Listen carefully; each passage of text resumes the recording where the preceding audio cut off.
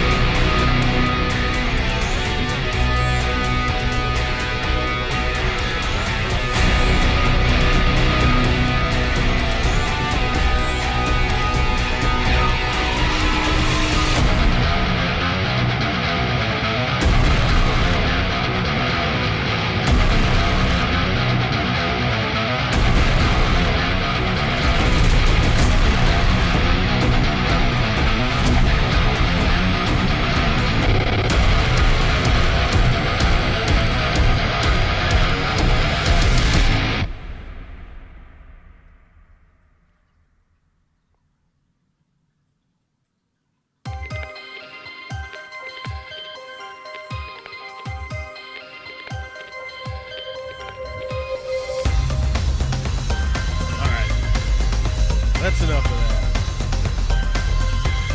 that. Okay, what's up? What are you doing? Where are you? What is happening? Linda's here. Witchy Cat's here. Oh my God, who's here? Okay, what's up, everybody? It's Monday. It's Monday, March 3rd. Can we make it squeak, squeak, squeak? Does it squeak? Yeah. Ooh. Buttons.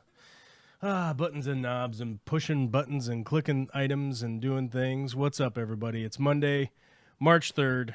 I'm supposed to be high energy. And to be clear, I'm tripping on having been sick. I got the flu or whatever. Cold, flu, whatever it is, I caught it. And I'm not quite 100%. No, I'm just not. My fish tank isn't 100%. And,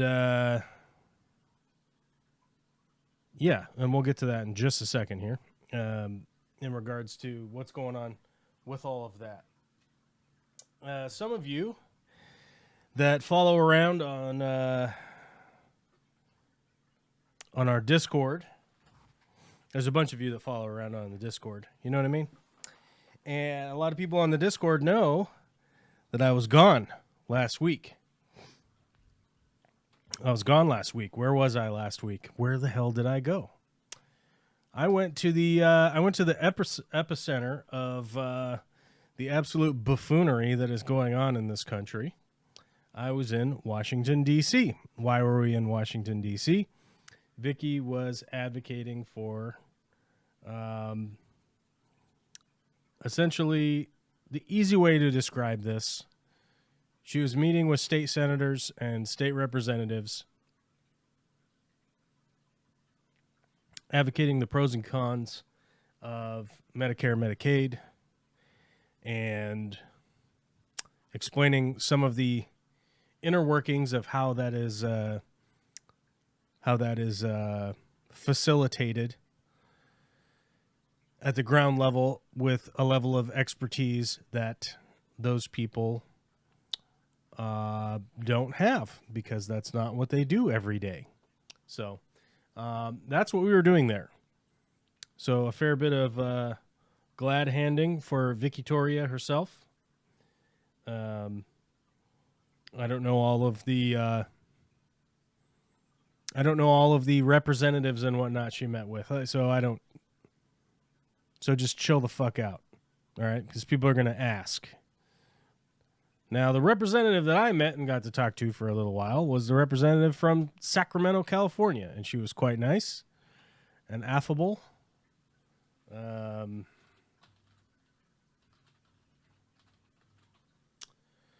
From Sacramento, California. What are they? Who are they?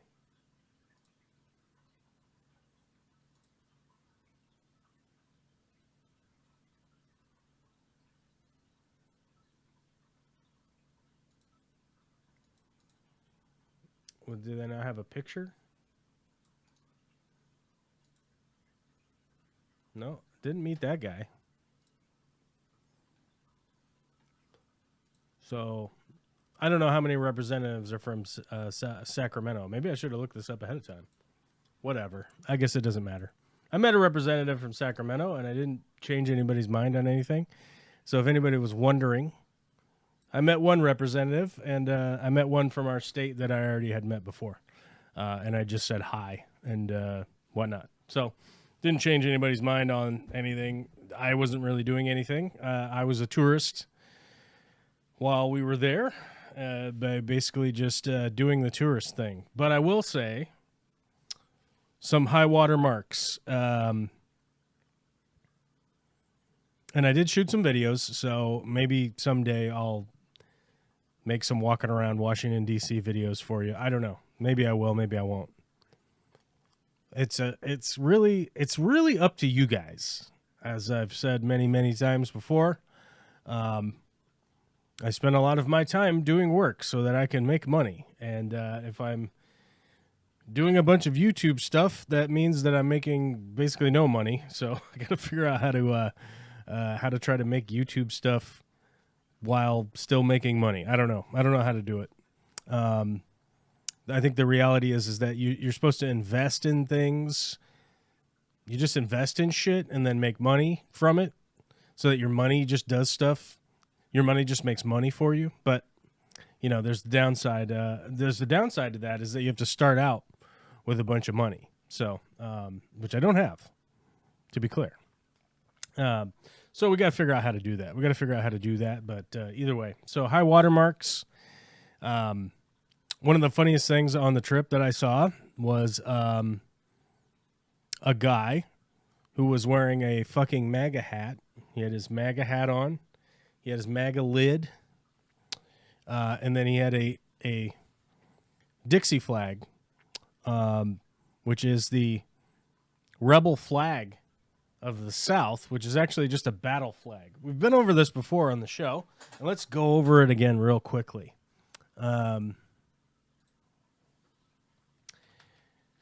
Dixie flag versus actual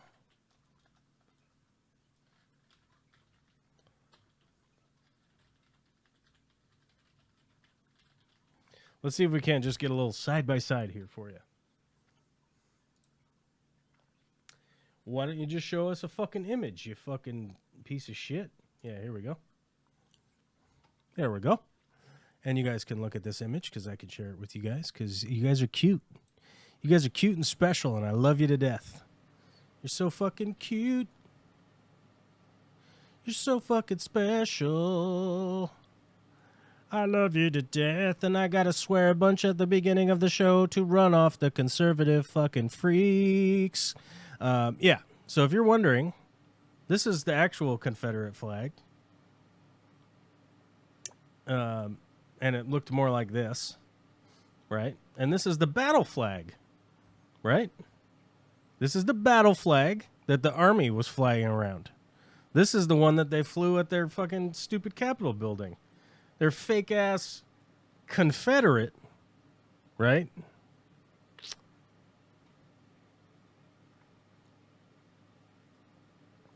Flag. There's the Confederate flags of America. of the Confederacy. There you go. There you go. There you go. This is the fucking battle flag, you dipshits.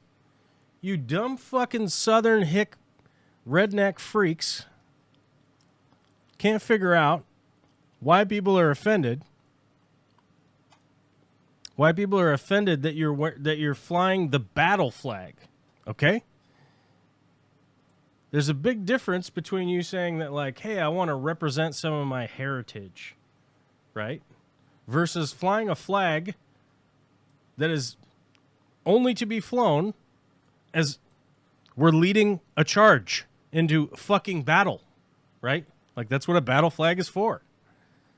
And that's why people get pissed off when you wear the fucking stars and bars like that. Because it's like, hey, you're here to fight so that you can keep slaves? You're like, no, I'm here. I want to respect my heritage. Like, okay, then why don't you have the Confederate flag if you wanted to wear any of the flags? If you wanted to wear any of these flags to respect your air quote heritage, right?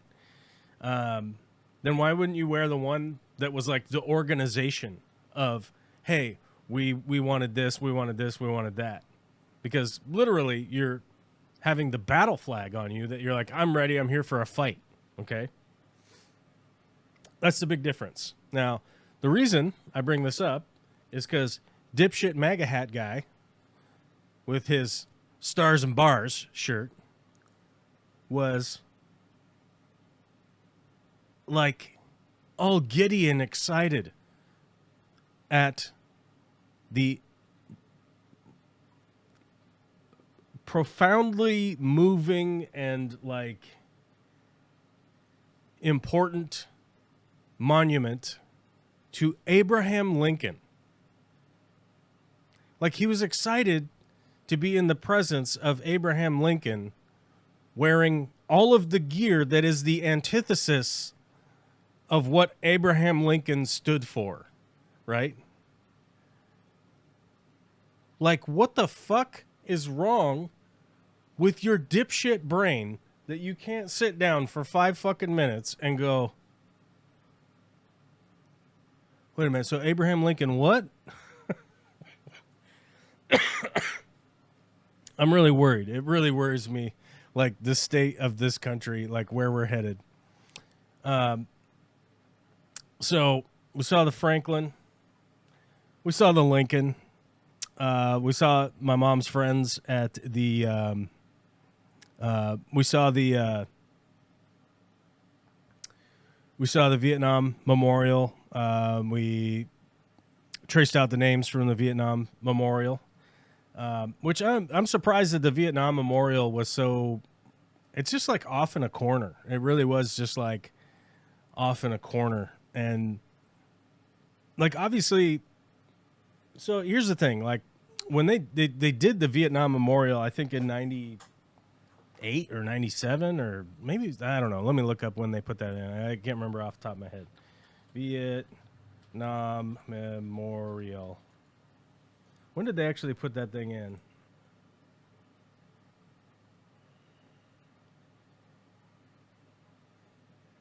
Okay, what year? What year?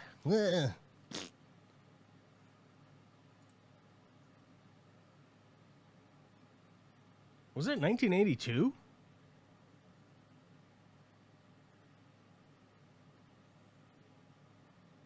Huh.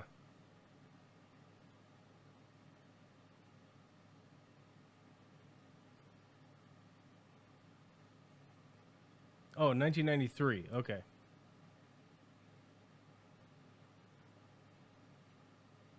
I don't know. All the times that I saw it on TV when I was a kid, it seemed like it was a huge thing. Like it was this really... Yeah, here you go. Look at this. Okay. So it seems like whenever you see this, like this is a matter of like camera perspective, right? So whenever you see this, you think like, wow, it's this huge, look at how big of the deal this is. And it really is just, it's off in a corner. I mean, it's literally off in a corner. It really doesn't take very long to walk it really doesn't take very long to walk from here to here. I mean,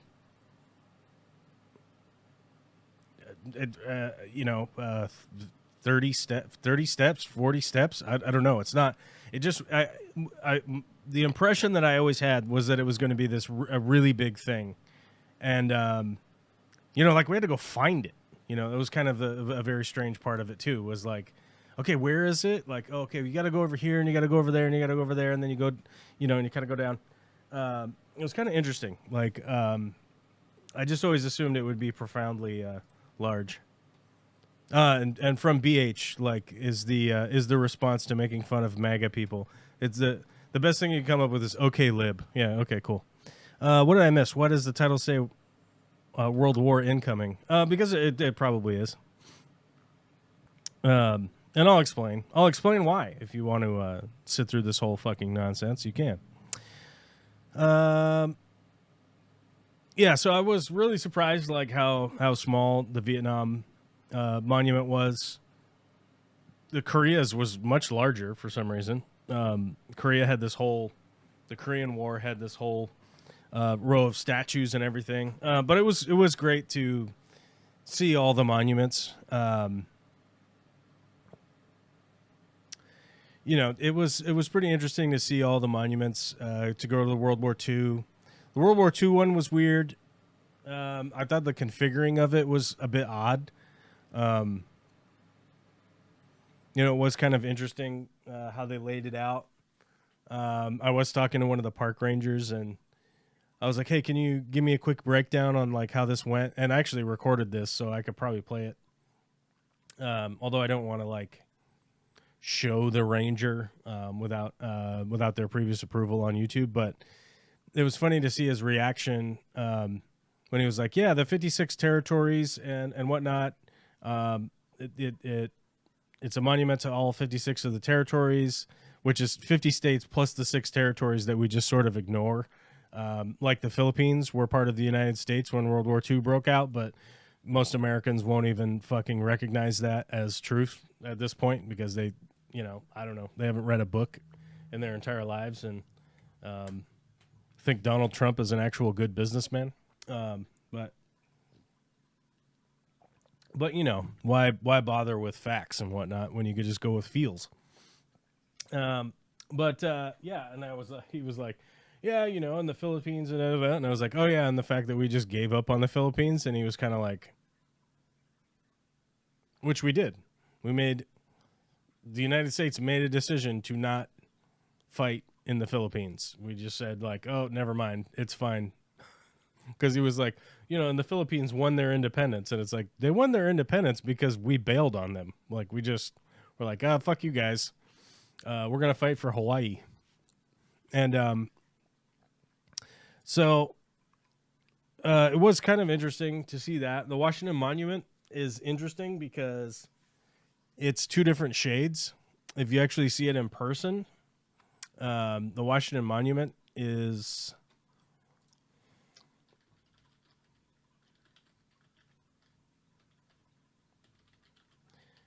2 shades.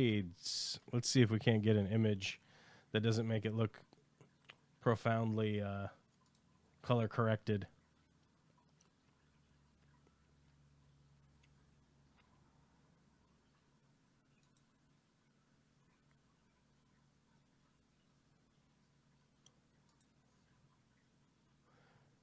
Yeah, people really like to color correct their images of the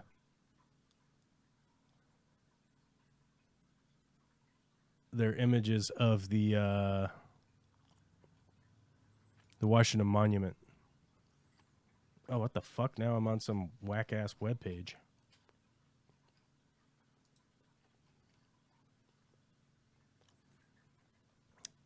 Yeah, here you go.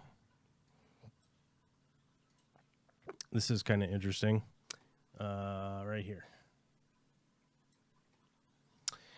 3 different kinds of marble was used. The first 152 feet of the monument, built between 1848 and 1854, is faced with marble from Texas, Maryland.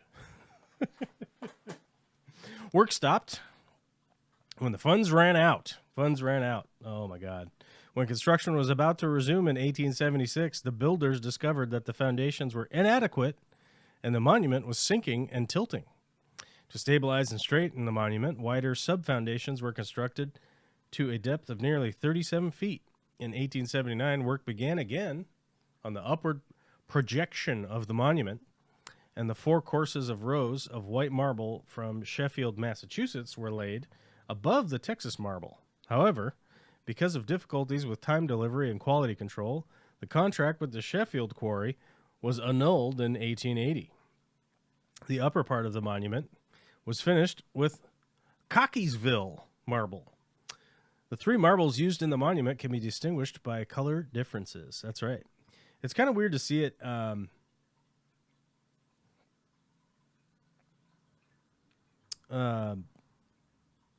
It's kind of weird to see it in person and realize, like, wow, that actually is a dramatic difference.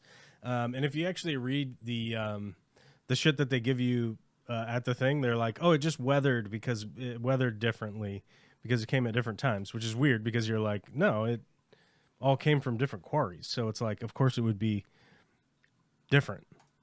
So that's why it's different. But, you know, they'll tell you like, oh, it's because they had to stop construction and start construction. It weathered differently. And you're like, okay, that's probably part of it. But also the rock came from 3 different quarries, you know. But I don't know. It's fucking bizarro world. We're living in bizarro world here.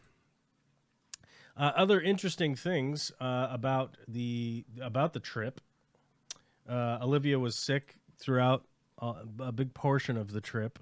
She was coughing and hacking up stuff, and eventually coughed enough virus into my eyes, and at any time I got close to her, she would cough right in my mouth. So I got probably whatever virus from her, and I'm thinking today's the last day. I might not die. Who knows? But I could die. I could still die. But I basically did die for at least 2 days. At least 2 days I couldn't do shit. I was just like, ugh, and was laying down. And I just spent a lot of time going to sleep and then getting up and downing a bunch of water and vitamins and stuff, and then going back to sleep. So it's a rough virus. Whatever this virus is, it's a rough one, and don't recommend it. Not recommended. It's not COVID. I tested for COVID to double check, and it's not that. So it's some other one that's been going around. Maybe it's bird flu. Maybe I got bird flu. But I don't know because I don't have a diagnosis because I'm on the mend. So we'll survive. Other interesting things from the trip. The hotel we stayed in was quite close to the Capitol building. You could walk out the front door, turn right, and kind of lean a little bit, and the fucker was right there. So it was very quick to go there. Union Station, my God. Union Station was fucking beautiful. The modern art, the modern art. Jesus Christ, I got to look up some of this shit. I can't remember all the fucking things I went to.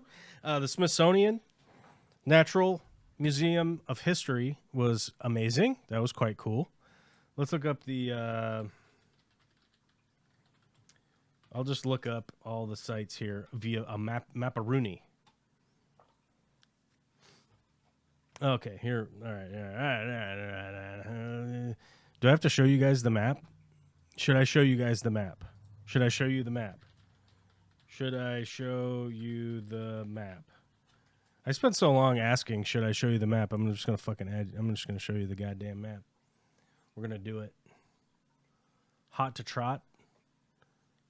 Showing you a freaking map, dudes. And I'm going to put it right here for ease of viewing. Fucking burping, dude. Okay.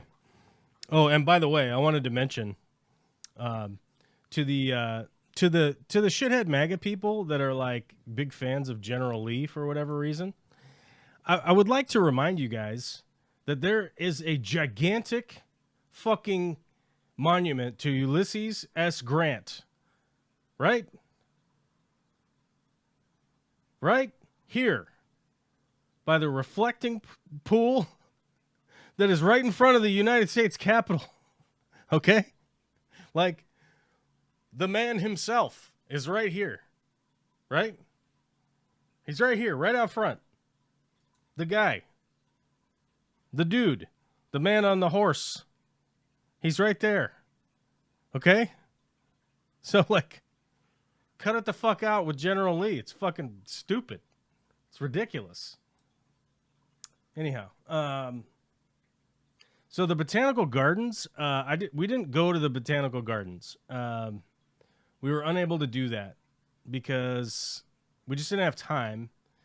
And they had, we came by here and they had like, I don't know, students or something. They had like some group going through and they were like, yeah, you guys can come back in a little bit. It was like, and it wasn't that big of a deal. I think it was like, hey, come back in an hour or 45 minutes or something goofy like that. And we were like, okay. And so we went on to another thing and just never came back to it. So we did walk in the outside part right here, the First Lady's water garden and the rose garden, just to look at it real quick, and then skedaddled down this way. We went to the National Museum of the American Indian because Vicky and Olivia are native. So, I mean, Olivia's like technically native, but she's pretty white. If you want to mince words about it, like feel free, but you know, it is what it is. We did not make it to the National Air and Space Museum. They had construction going on in the back. They're building something. They're building more. They're building more to this. I don't know what they're building. They're building something. I don't know what. It's something exciting, I guess. We didn't go to it because we didn't have time to go to the Air and Space Museum. And it was similar to why we didn't go to the botanicals, right? The botanical garden, because they had a big giant line when we went there, and they were like, yeah, it's fine, you guys can come back at a later time. And then we just didn't make it, right? Joseph Tavares is like a drunk fucking brain dead moron, I guess. Do you realize it's the Dems who started the Confederate Army and the Klan? Do you realize the switch? Do you realize the switch of the Republican Party and the Democratic Party? Do you understand that? Is that something that is just escapes your historical fucking memory? Like, okay. And by the way, if Abraham Lincoln was alive today, what political party do you think he would be a part of? Just a quick question. What political party do you think FDR would be a part of, right? Like, you know, the Dixiecrats of the South? Yes. They're the ones that are now the Republican Party, right? The Dixiecrats. The Dixie Democrats, right? Yeah. That's the Republican Party now. Do you realize that? Or are you just drinking moonshine at 2:00 in the afternoon? Probably started about 8 a.m. this morning, I would guess. Anyhow, so we didn't go to the Air and Space Museum because we just didn't have time to go back to it. And frankly, a lot of the stuff that they have there is like the real versions of replicas that we've seen in person, like going to the Air and Space Museums here. So it's like, I don't think it's really going to be a big giant input for Olivia, right? Of to be like, yeah, that's the actual plane that we saw the replica of, right? Like, I don't think it would affect her that much. And it wouldn't have been like that much fun. The Hirshhorn Museum, which is just an amazing building. It's a circle building. The whole building is a circle itself.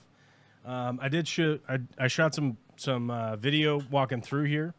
Although there's a lot of it that is sort of new age, nouveau, like, impressionist art. So it's like, you want to see two blue cubes on a big white canvas that was affecting somebody's like acid trip in 1962. You could see that. There's a lot of that. On the other side of the coin, I actually got to see. They had Jackson Pollock, which is a goof thing, but it's the first one that pops into my head of what I'm trying to remember. They had like Andy Warhol's there.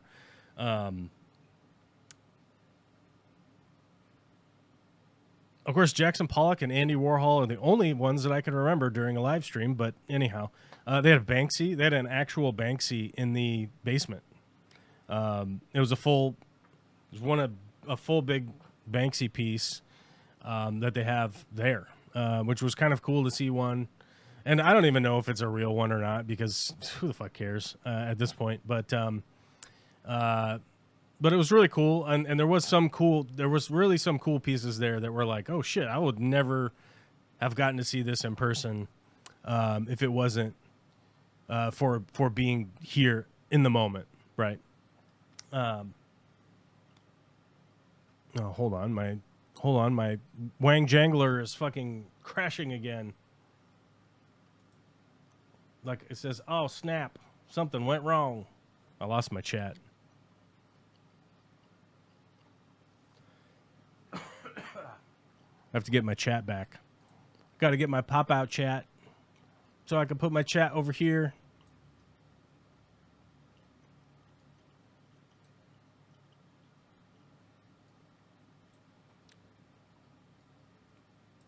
Yeah.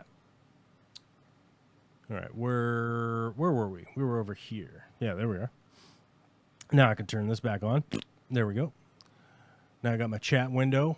Oh, wow, we got all my windows back and everything. So the Hirshhorn Museum was really cool to go to. I really enjoyed it, and I thought it was a worthwhile, like, hey, what's this? Let's go in here. And we went in there. We didn't go to the FAA because why? Why would we? Because why would we? But we did walk past it, and we went, oh, that's the FAA. And then you go over here. There's the Department of Education. Hey, there they are. And then you keep walking. Yeah, here's the a lot of the figures are right here for the Korean War, which was kind of cool. We didn't go into the National Museum of African Art. We did not go into that one. Not because we didn't want to. It's because we drove down Independence Avenue and we're like, oh, there it is. And then when we drove down Independence Avenue, they went over here. And then we drove over that way. And it was like, oh, shit. And when we had walked back through here, we went to Hirshhorn. And then we were like, oh, cool, let's go over to this. And they were like, oh, yeah, we're closing. Like, oh, fuck. So, oopsie doopsie, lemon scoopsie.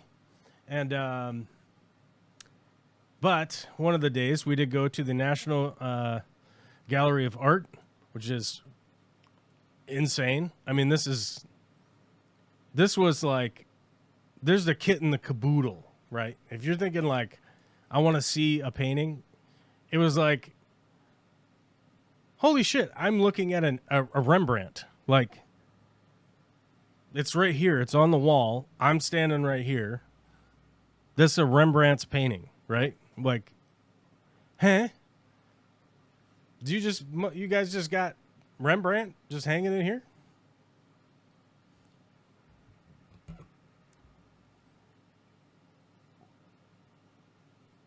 Neil's from Denmark tuning in. I get some nice flashbacks from my trip to Washington in 2009 right now.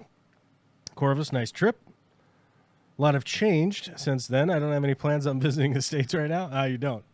Basquiat. Yes, actually, Basquiat was actually at the Hirshhorn Museum. There was a whole bunch of Basquiat in the Hirshhorn Museum. So, yeah, which was cool. It was cool to see that. Yeah, there's a lot. There's just so much to take in. There's no way you're gonna see it in a couple of days. It's just not gonna happen. I literally would have to be there for a couple of weeks of getting up, going to the museum, and go to one whole part of it slowly, and then go home, go to bed, get up, go to the next part, go home, go to bed, go to the next part. It's a lot. So you got to just do what you can do, and it's just going to happen that way. You know, there's stuff you're going to miss, and it is what it is, you know. But the National Gallery of Art is fucking crazy. I mean, it's just crazy, like I said, to just be there going like, oh, wait, huh? You just have that here, and I just can walk up and go look at it? And the only problem is that I had my backpack on both shoulders. They want you to have it only on one shoulder, which I was like, you want me to have less control of my backpack? And he's like, well, you could turn around and swing into something. And I'm like, wouldn't it be more likely for me to swing my backpack if I only have one? I was like, I don't know, dude. Whatever you need, I'll do it. The sculpture garden, this is a lot of new age fucking dumb nonsense. We'll say that.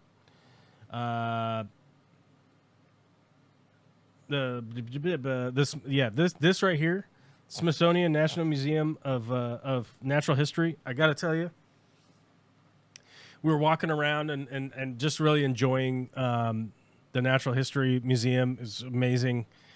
We spent a lot of time here one day, and it's amazing what they've cataloged. They've put so much work and energy and cataloging so much information into one building. It's fucking wild. But then on top of it, one of the funniest experiences of the trip that I had, which was just funny, is that there were two people. I don't know where they were visiting from, but they had an accent. I wasn't 100% sure where they were from. And the guy goes, "Are all of these animals real?" And I'm like, yeah, these are taxidermy. These are taxidermy. These aren't they're not made up. And the reason he was saying that is because there was a pangolin there, and he's like, "That's a real animal." I'm like, "Yeah, pangolins are real. You could get one. I mean, it wouldn't be cheap, but you could get one." Pretty funny.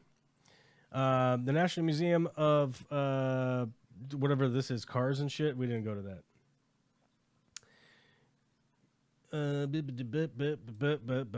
We didn't go to the African museum. It's same as before.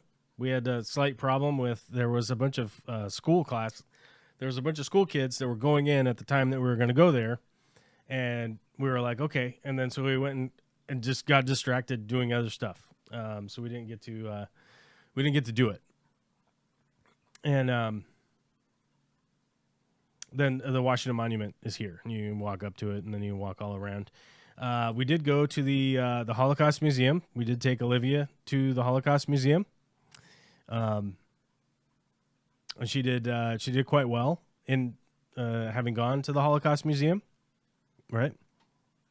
And was a good time. It was a great time. We had good times at the Holocaust Museum. It's not really the right way to phrase it. The only downside to having gone to the Holocaust Museum for me personally was I really wasn't shocked by anything that was there already. I've spent a lot of time delving into the makings of the fascist movement of the fucking Nazis and how they came to power and how it was that they did what they did, and it's no mystery. It's no mystery to me. There really wasn't any. There really wasn't that much there that was like, huh? Oh, I haven't read that before. The World War II memorial is right here. Like I said, it's configured pretty strangely. Lincoln, my man, is right here. Under construction. We have perfect timing with going to places and seeing things that, like big monuments that we want to go to, big monuments that we want to go to, and they're under construction. So Needless to say, I've said this before, and I'll say it again. Flat roof, bad idea. Just don't do it. Just don't do the flat roof. It's not a good idea. And then the Vietnam Memorial is right here. This is the reflecting pool that Forrest Gump was running around in right here. So this is back here at the. This is a bit of confusion, right? This is the Capitol reflecting pool, often referred to as the reflecting pond, and then this one is referred to as the reflecting pool, right? Which is the Lincoln's reflecting pool, right? I don't know why people were so entranced at whatever time for pools of reflection, but we have multiple of them, and so it creates some confusion. We have multiple of them in a small area. This is the Korean War Veterans Memorial, which seems to be much bigger to do than the Vietnam. But what am I to say? I don't know. It's not like I know about art or anything like that. So, but yeah, like I said, the Vietnam is just right here. It's just this little wall right here. Yeah, there are 3 servicemen, whereas with the Korea there are like 50 or 100 statues, but for Vietnam they only get 3. It is what it is, right? It is what it is. But it was amazing to be at the Lincoln Memorial. I had to read all of Lincoln's writings that are inscribed there out loud to Olivia, which I think really it was kind of interesting. I think she had like a moment of like being impressed, I guess, would be the easy way to say it. Didn't go to the Arlington National Cemetery. We didn't really have any need to do that, so we didn't. Some of the other buildings and things that we went to that I found to be really important. So the Capitol's here, then we go up here to the Columbus Circle. Where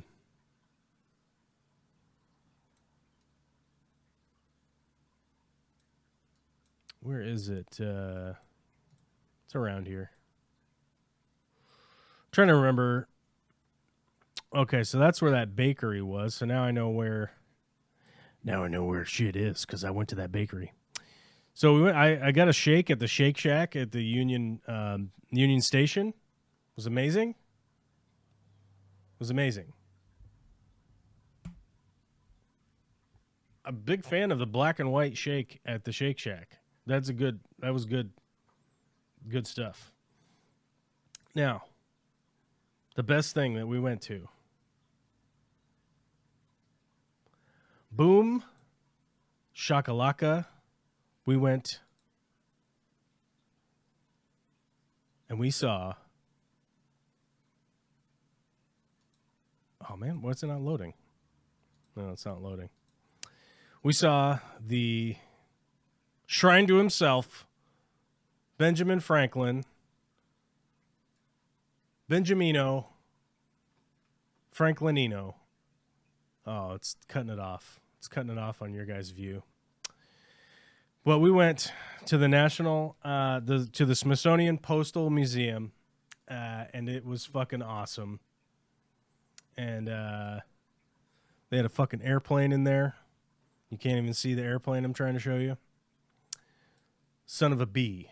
All right, we gotta change this. We gotta fix this. Remove source. We'll make a new one. We'll make it new. Look at this. Look at this. All right. We saw this Buster Brown. Benjamin J. Or Benjamin whatever his middle name is, Franklin. This is the Postal Museum. Look at the inside of this beast. It's unbelievable. They have fucking airplanes in there. They have stagecoaches in there. They have taxidermy dogs in there. This is Oni, the postal dog. This is the postal dog that wore all the postal medallions. That's not the taxidermied version. That's the bronze version. But they actually have this dog taxidermied in there.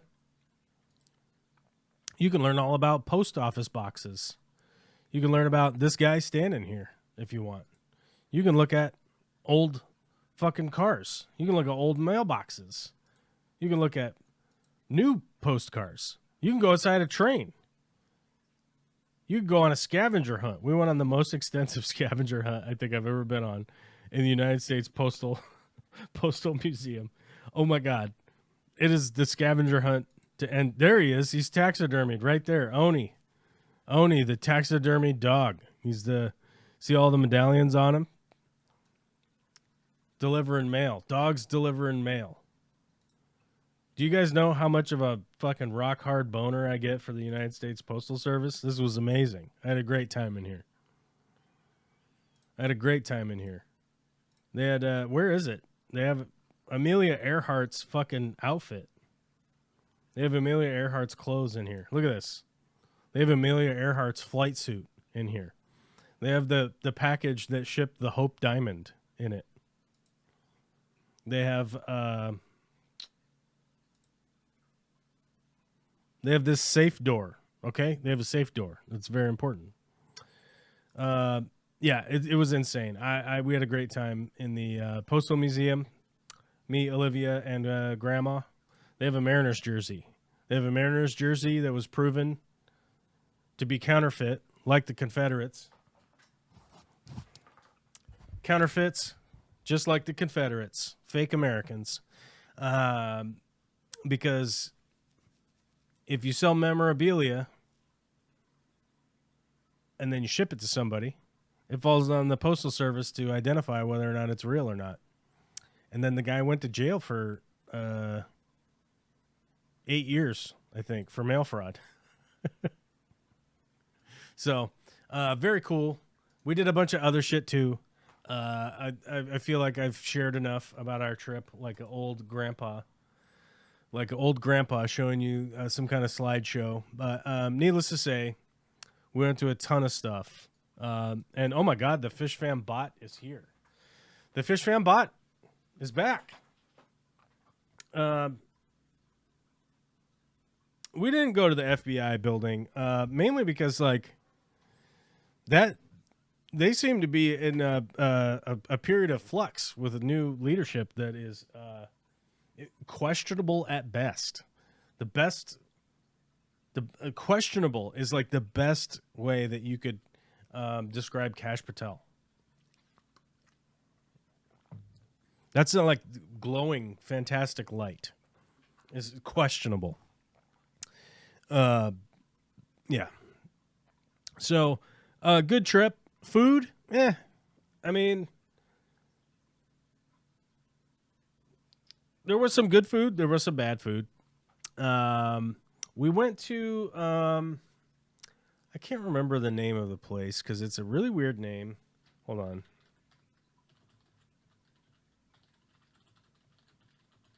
It's near the White House. We were right near the White House. Old Ebbitt Grill. Are you guys familiar with the Old Ebbitt Grill?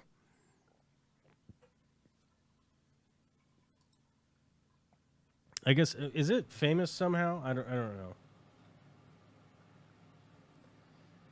Is the Old Ebbitt Grill?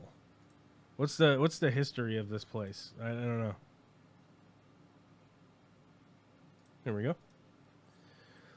Old Ebbitt Grill is a historic bar and restaurant located at 675 15th Street Northwest in Washington, D.C. in the United States. It is Washington's oldest bar and restaurant and is owned by Clyde's Restaurant Group. It first opened as an unnamed restaurant in the Ebbitt House Hotel.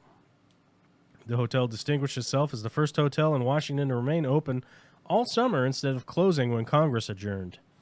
In 1827, the hotel was razed and rebuilt in the same location.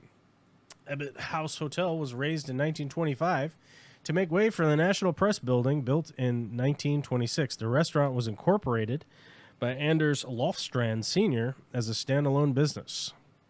It moved into a new quarters at 1427 F Street Northwest. After Lofstrand's death in 1955, the restaurant was purchased by Peter Backus in 1961. The restaurant was sold at a tax sale in June 1970. It was purchased by Clyde's Restaurant Group. The 1427 F Street Northwest location was demolished in 1983 during redevelopment, and Old Ebbitt Grill moved into its current quarters at 675 15th Street Northwest. So it just fucking moved all around. So there's really no reason why it's like super old in the old part, and then we were in the new part in the back. I don't know, which is weird.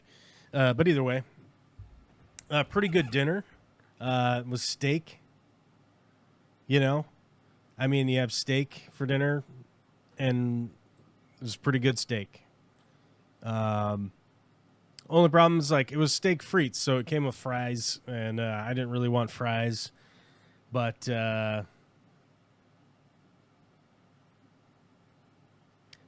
I mean, I'm really gonna put a restaurant to the test, in my opinion. If you're supposedly this like really good restaurant, you got really good steaks, you got this, you got that, and then you put French fries on the menu. So they were like a good truffle fry. They were shortcut. It was a good quality potato. It was fried well, so I still ate a bunch of them. But yeah, steak was good. I always throw people off their game ordering coffee. They're like, "Oh, you want a coffee with dinner?" I'm like, "Yep." And so it's kind of funny, but it was interesting to the people that I was there with were like kind of the interesting side to the whole dinner affair, and it really played into the stupid MAGA guy at the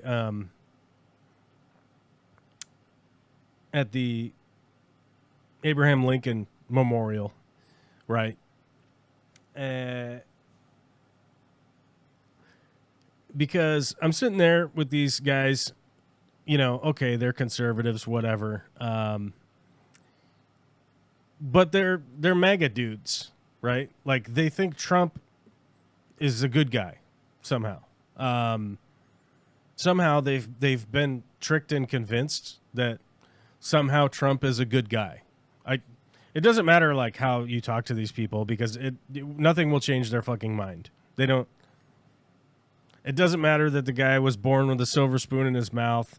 It doesn't matter that he's had however many ex-wives, however many weird affairs. You know, it doesn't matter that he hung out with Epstein. It doesn't matter that he was a billionaire in New York, born with a silver spoon up his ass. Did I mention that? I'll mention that again. Why not? None of these things, not a single character flaw mean anything to these people.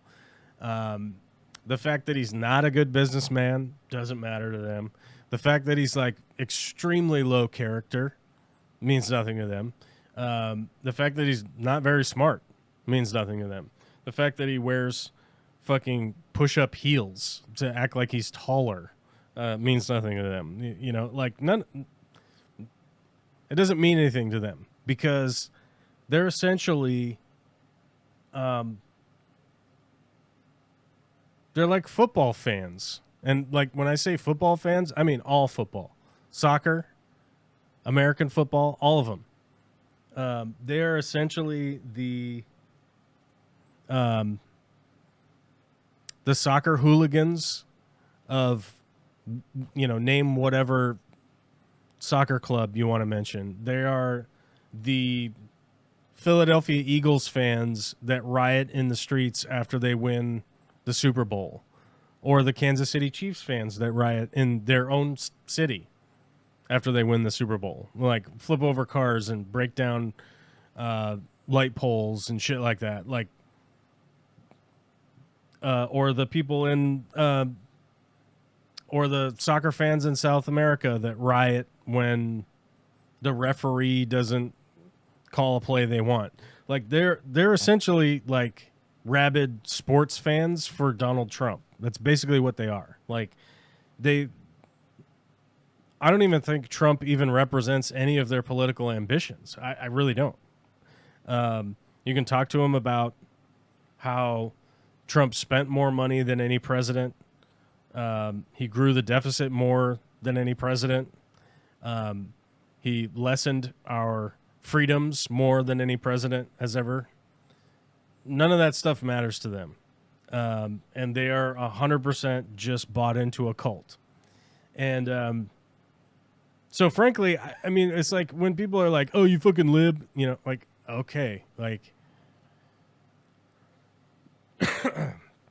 I don't have a magical figurehead that is guiding my decision making or my ability to bring in information or my ability to garner my own opinion. It's not being told to me by some weird guru guy, right? So at the very least, like, when people try to insult me, I'm like, yeah, okay, all right. I guess we just we move on now, I guess. I don't know. But while I was at that dinner, I realized something.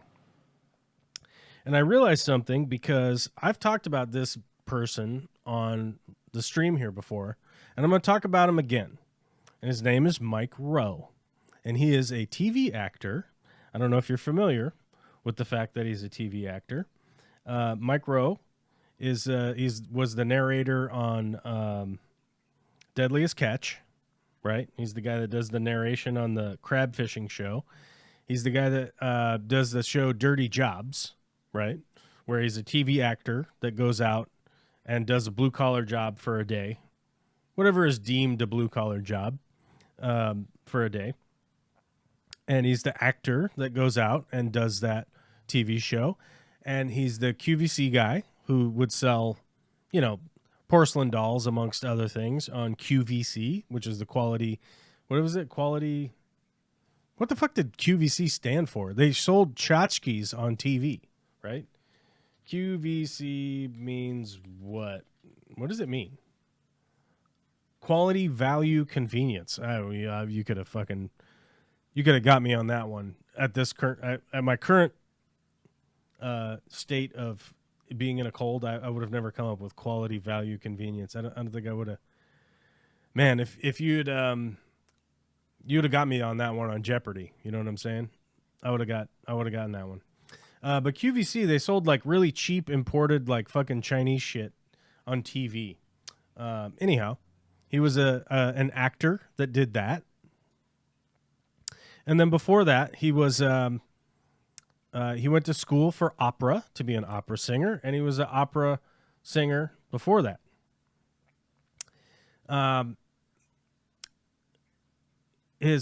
Both of his parents were educators, so they were like teachers, school teachers, and his grandfather was a master electrician who owned an electrical company. And when Mike Rowe was 18, 19, around that age, his grandfather was offering the business to him to become an electrician, take over the company, and become a blue-collar guy. Mike Rowe said, no, I am going to go to school for opera. So he went to school for opera. He got a bachelor's degree from a liberal arts school. I can't remember what school he went to.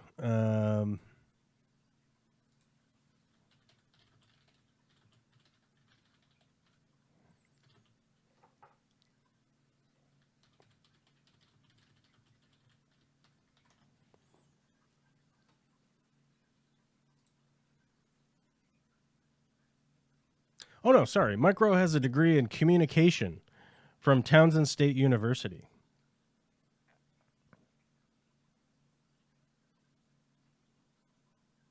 Communication, but the whole point was to be an opera singer, right?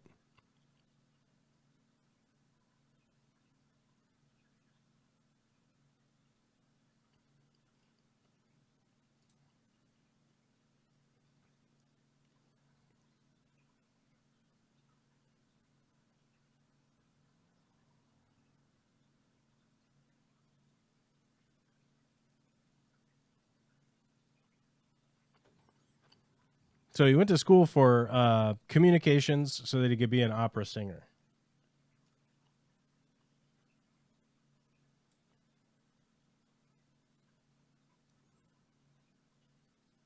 Yeah. So he went to school, liberal arts school, Townsend State University, right? So he went to liberal arts school, then became an actor, and he's done acting the entirety of his life, right?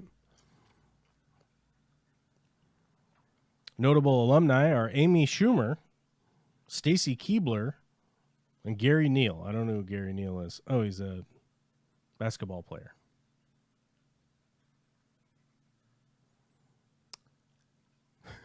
In Maryland. It's like the fucking whitest white area of all time.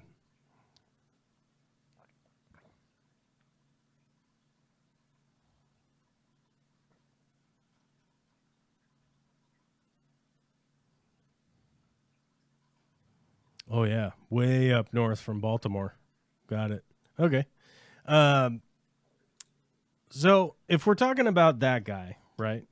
And you go the entirety of his life, all of the money that he's been making, all of the success that he's been having has been built off of the fact that he got a 4-year degree. He was able to become an opera singer to pay the bills. Then he worked on local TV to pay the bills. Then he got a gig at QVC selling, shit from overseas on TV, right? Then he got the gig at Discovery Channel, multiple shows at Discovery Channel, which is funny because how big Discovery Channel is, which was funny because part of this conversation we had at dinner was Discovery bought Warner Brothers. You're like, yeah. So he spent all of his life making millions of dollars being an actor and doing TV stuff, right? After getting a 4-year degree. And now spends all of his time going on to Fox News and going around promoting these foundations that are propped up by sort of mysterious billionaires, right? About how young men should only be going into the trades, okay? Which is just a level of hypocrisy that is beyond the pale to me, right? Now, if there was an actual guy who had spent the entirety of his life doing blue-collar shit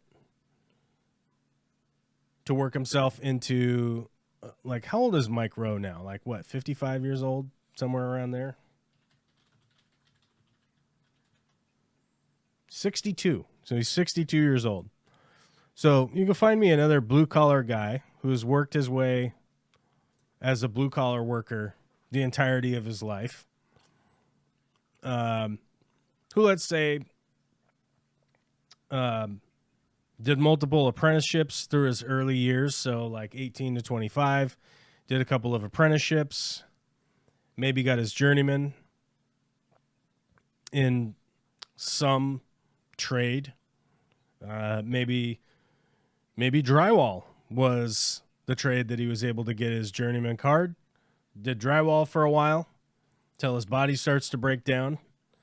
Then maybe transitions into something else. Moves into, let's say, framing, right? Maybe framing's a little bit easier on your body. Well, then you got to do an apprenticeship to get your journeyman card there, right? But then it turns out there's not a lot of high end for framing, so maybe you got to switch to a different one. So maybe you go and you become a plumbing apprentice, which means let's double check how many hours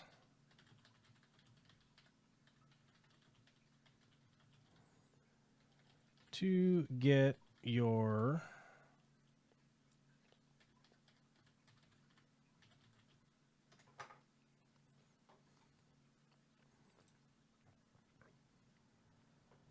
Okay, so we'll give you an idea here. Let's say that guy's like, I don't know, by this point, let's say he's 32 years old, right? And now he's like, you know what? I want to get into plumbing because that might be a better opportunity for me to earn some more money. I'll become a journeyman. In Washington State, you need to begin as a plumbing trainee, work under the supervision of a certified journey level plumber, complete 8,000 hours of plumbing work, apply for a licensure, pay the application and exam fee. Okay? So, if you were some kind of billionaire sitting around, right? If you were some sort of billionaire sitting around and you were going, if I wanted someone to go on TV and advocate for some kind of working venture, right? Some kind of work venture. If I wanted somebody to go on TV and advocate for some kind of labor thing, right? What exactly would I want them to advocate for, right? Well, fundamentally, one of the first things you would want to advocate for is getting those 8,000 hours, those 8,000 apprentice hours out of any young man out there. And if you were looking for a parallel for this, look no further than the United States military, right? What do we offer young men and young women in the United States military? 4 years, right? 4 years. 4 years of full-time work is 8,000 hours, right? Strangely enough, 4 years of this full-time work is going to be at apprentice wages, which is going to be significantly less, unless you are working in a union. It's going to be significantly less, and you're going to essentially be actually doing the dirty jobs that Mike Rowe was claiming that he was doing, right? Now, whether we want to talk about the dirty jobs Mike Rowe show,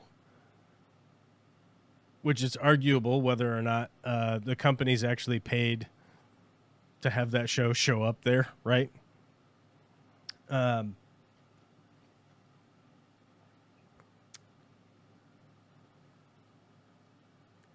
Is all in question, right? Of like, obviously those companies want a TV show to show up and show what the company does and like how cool the people are that work there. And we'll have this guy who's like not actually a blue collar guy. He's actually just a TV guy. And we'll just highlight how good these jobs are for these dudes and these bros, right? Never mind the fact that the people that are telling you that you should be doing these jobs aren't doing any of these jobs. They are, in fact, going to college, getting a 4-year degree, and doing everything possible to avoid doing a blue-collar job.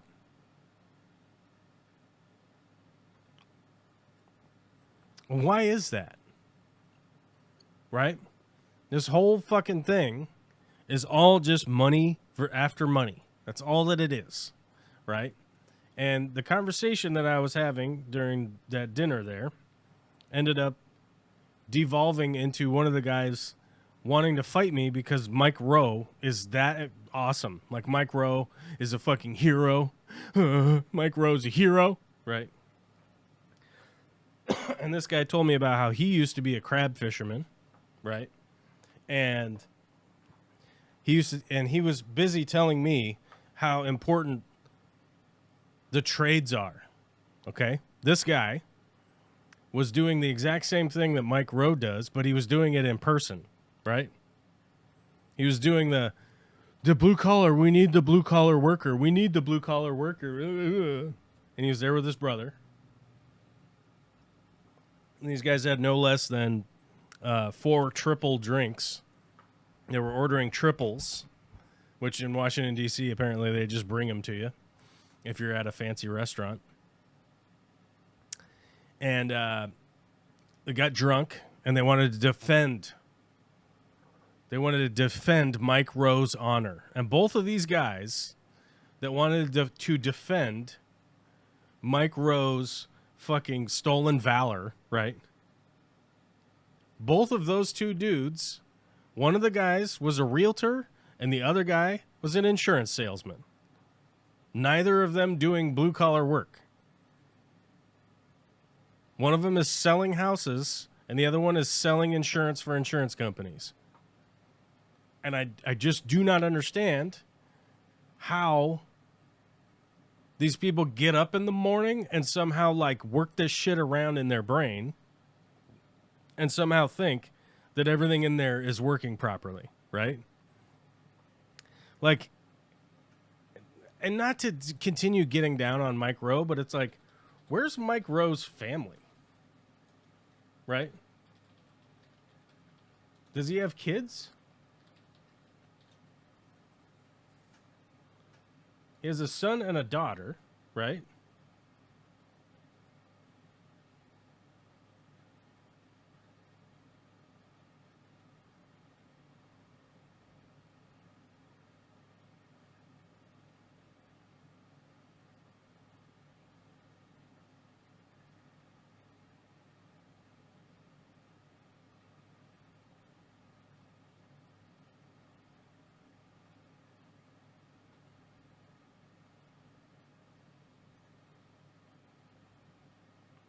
So it's like, where are his kids? What are his kids doing?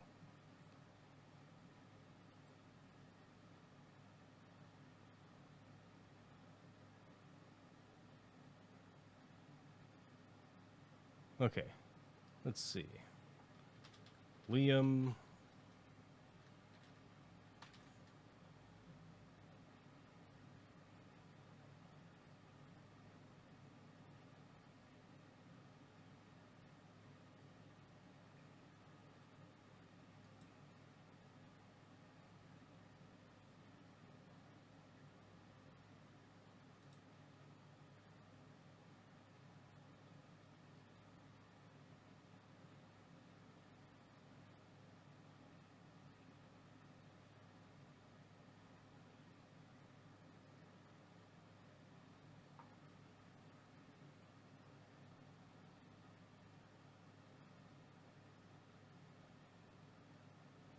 I'm actually going to look up. I wonder.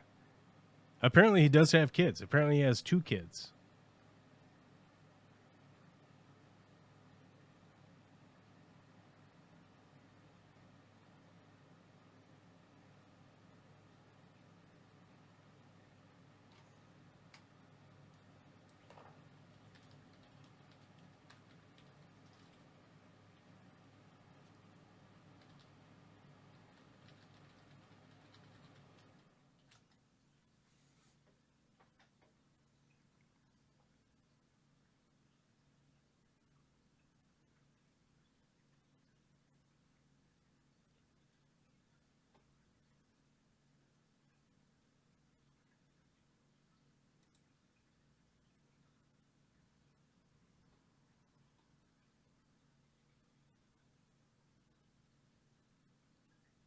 I don't know. Apparently, he has 2 kids. I don't know. We have somebody look into this, but I know that he had posted a thing a while back. My reasoning for not having kids is due to the fact I'm selfish. If I ever change my mind and decide to have a family, the reasoning will be the same.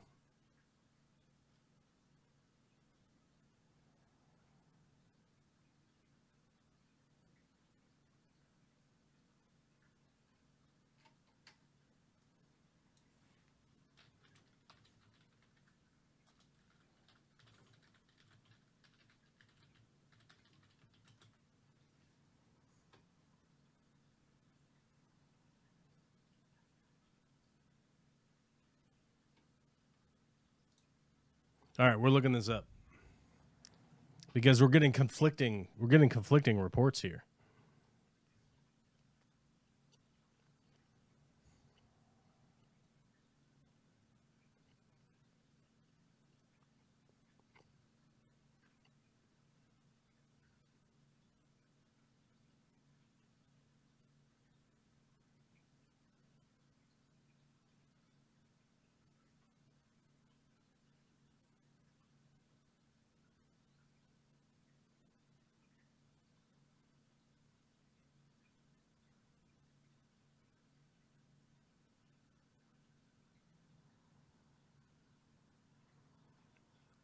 Yeah, it's kind of weird.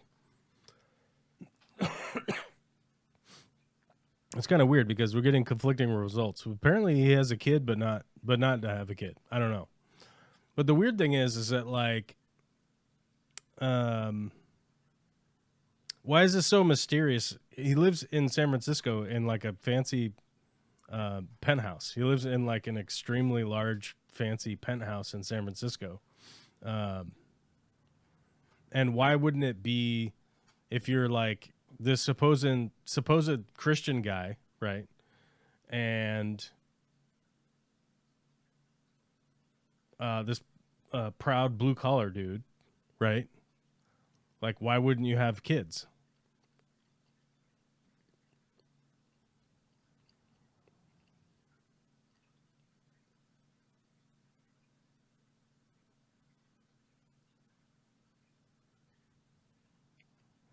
Yeah, Liam's not his kid.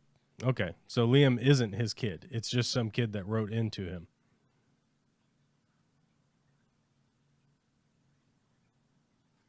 Liam is a kid. What? I don't know. It's all confusing. But it's very strange that like he has oh, that site can't be reached.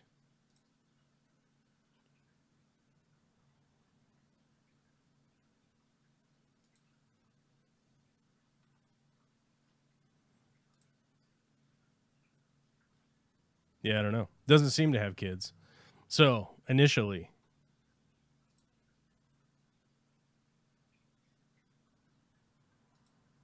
it was thought that he had a kid somewhere, but apparently not. And that's the weird thing is that like none of this shit would bother me if it wasn't for the fact that he's obviously being paid to go fucking shill this shit on TV and convince like the people I was sitting at with dinner that wanted to fight me.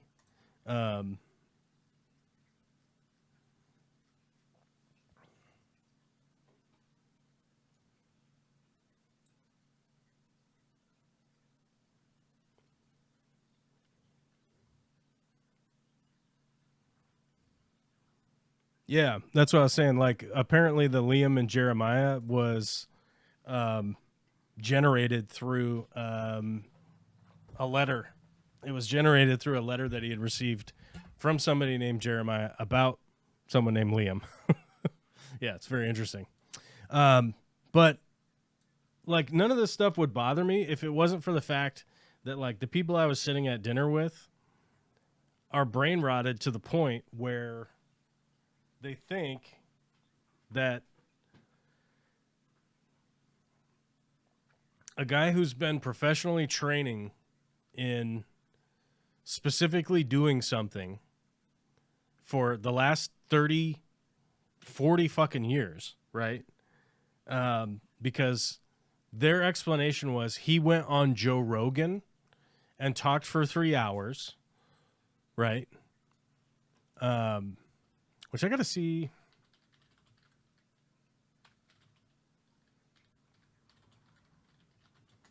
That like Mike Rowe went on Rogan, right? And they're like, he was there talking for 3 hours on Joe Rogan. And like, if he was full of shit, you would have known it by then. And my point was that, okay, Mike Rowe went to college at age 18 for 4 years for communications to start 4 years of training in being able to go on TV and say shit, right? That's what a communications degree is. Now, I know from hearing him talk about it that he was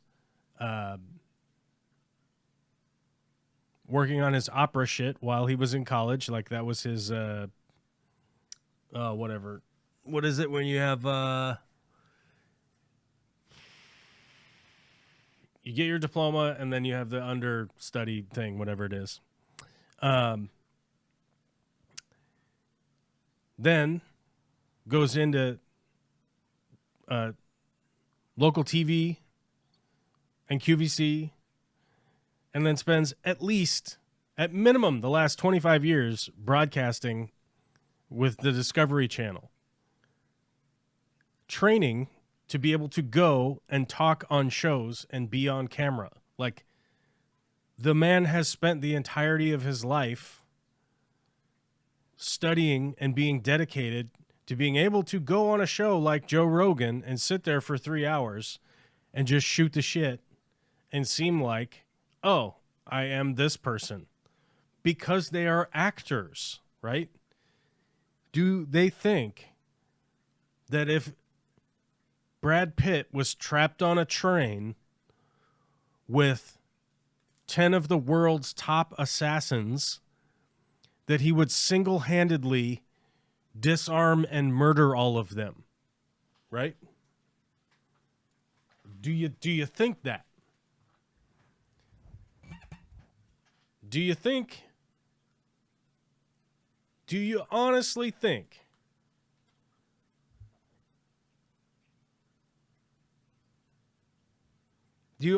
think that if World War III breaks out, that they're going to call Tom Cruise to go fly an F-35 into missions? Do you actually think that? Do you think that's what's going to happen? Do you think that's the guy they're going to call? Do you think that if there is a skyscraper full of armed Serbian terrorists,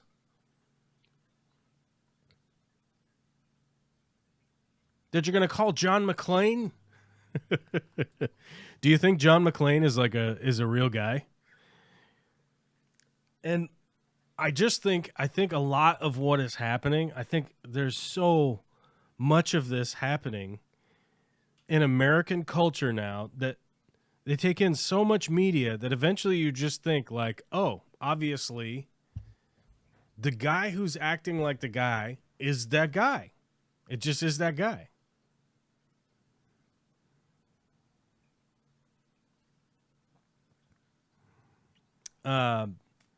So Night Flight, is there anything wrong with the core message, or is it just a talking head they picked is disingenuous, the issue you have? Okay, I'll give you the issues right here, okay? Here's my problem. I like Mike Rowe. I think he's a great actor, okay? I like his voice work. I like how he's goofy and affable in doing these blue-collar jobs, and I think he does a great job. I think 2 thumbs up with his acting jobs. Okay? Now, when he goes on Fox News, he is obviously being paid to go on Fox News, and he's obviously being paid to go on the Disney Channel, right? Does anybody see the difference here? Does anybody see the difference, right? Like, you don't suddenly start thinking, you know, the septic business is a good business. I should get into the septic business because you watch Dirty Jobs, right? You know what I'm saying?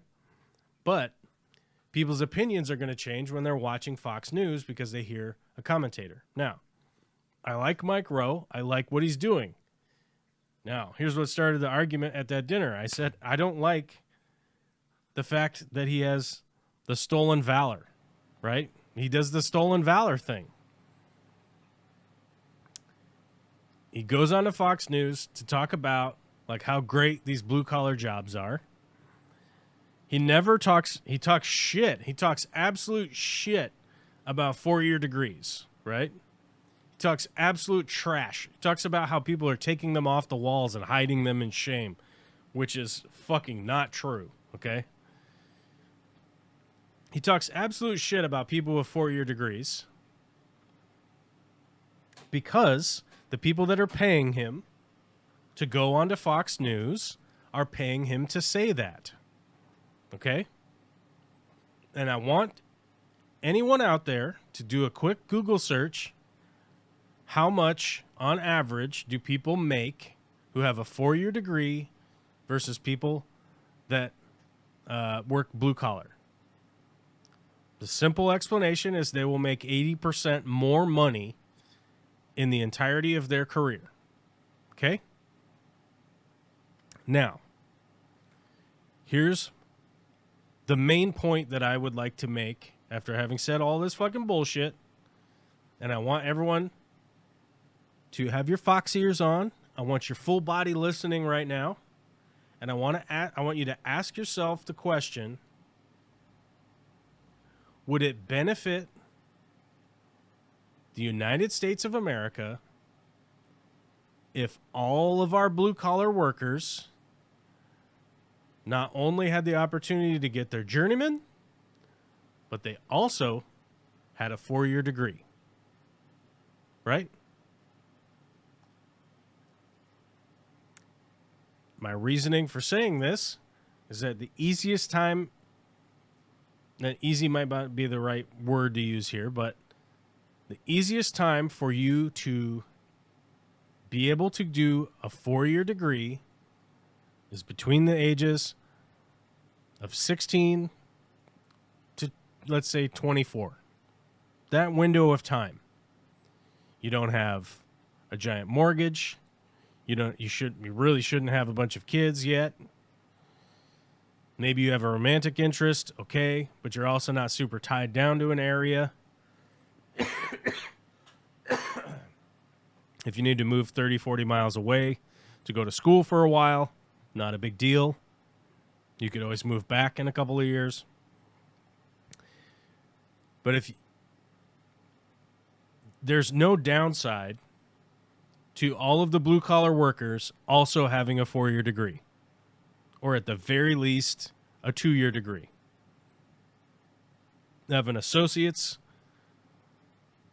You could do 2 years at community college, have an associate's degree in something that you're interested in, and that is 2 years towards a 4-year degree that currently, right now, Fox News and other affiliates like them are trying to coerce young people into turning themselves away from further education into going to do work for the lowest amount of money that they can make, right?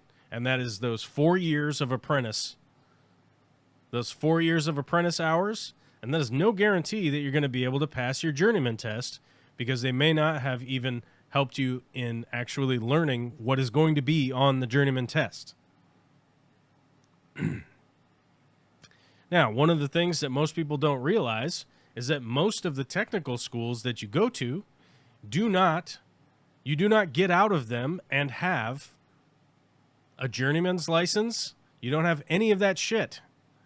If you go to a technical school, you're going to go to 2 years of schooling to, like, let's say, become an electrician. Those hours don't count towards your apprenticeship.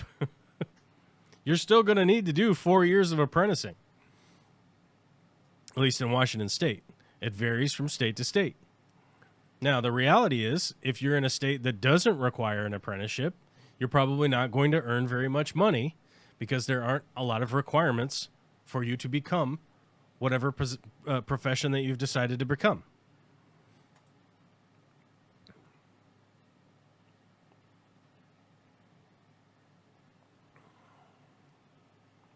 Zipgun says you're going to have a lot of debt.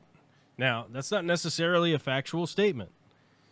But if you go to a community college, you're probably not going to have a lot of debt.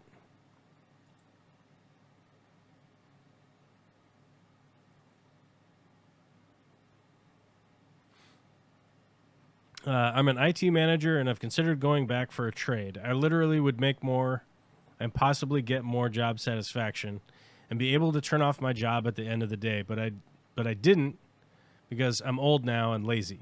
So arguably, there's some truth to that statement and there's some non-truth to that statement. So first off, blue-collar jobs don't turn off at the end of the day. They are very similar to your IT job in the fact that emails go out, everyone has a cell phone in their pocket, so you will get phone calls on the weekend, you will get phone calls at night, you will be held responsible if you're like unavailable when you're not supposed to be working, right? Like suddenly you're the bad guy who's out fishing on Saturday when you said you were going to go fishing, or on Saturday when you weren't supposed to be working because we tried to call you and we needed you to work. And it's like, it's my fucking day off, man. Tell me before, and all of a sudden you're the bad guy, right? Not to mention all of the other air quote trades that don't come with any kind of receipt behind them, right? I spent years working in kitchens, which arguably is a blue-collar trade. Is a blue-collar fucking trade job. I'm a trained chef, dude, which doesn't come with any fucking accolades. It doesn't come with any necessary earning potential, right? And one of the big realities to being a chef, you are never off the clock. You are always on the clock. And Nightfly says, I agree there. Those are organizational issues. These are organizational issues that exist in the United States because we don't have the fundamental workers' rights being applied where they should be, right? Now, if you're talking about becoming a blue-collar worker in, let's say, the EU, that's a completely different story. It would be against the law in many European countries for them to even call you when you're not at work. But not in the United States. We have a lot of states where it's right to work, right? We've taken away the benefits from the blue-collar workers. We've stripped them away as a country, and we've allowed big businesses to glorify, right? To glorify what these jobs are in the eyes of the media, right? You put a fucking media veneer over the top of like, oh, look how great it is to be a plumber. Never mind the fact that your body is going to fucking break down, right?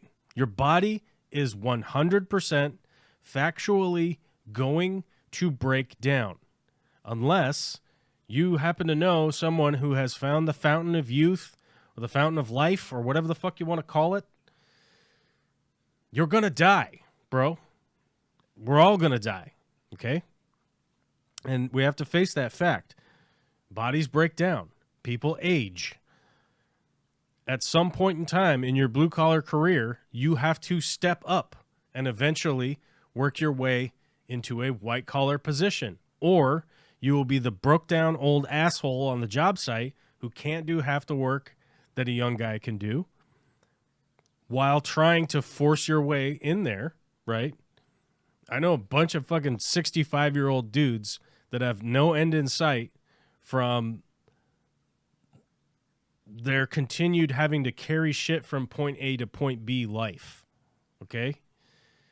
And their bodies are breaking down. They have, like, the most minimal health insurance you've ever seen, right? They don't have a pension. There's no pension for them.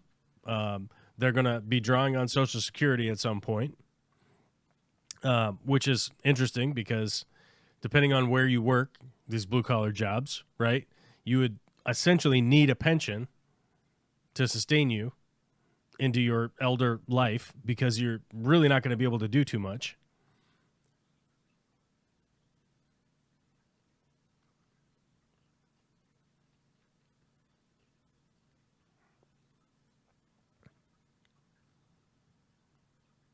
Ontario here. We have a right to disconnect, but nobody really knows how to implement it. Yeah, I mean they're not going to do it. Are you in Canada? Ontario, Canada. You're not even in the States, bro. Like, what the fuck?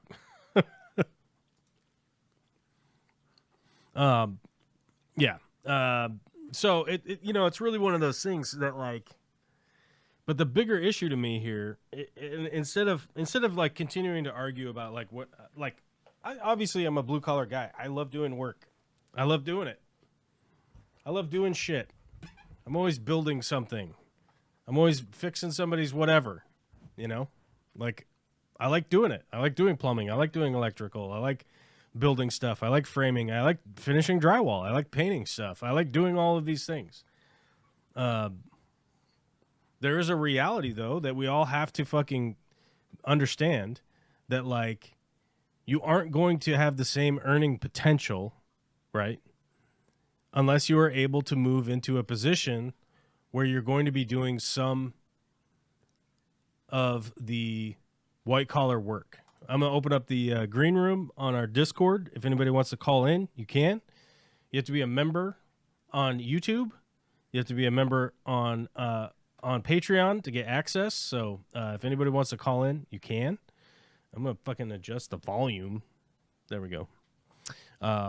So the green room's open if anybody wants to call in. So we'll see how we'll get a check-in with people that are going on.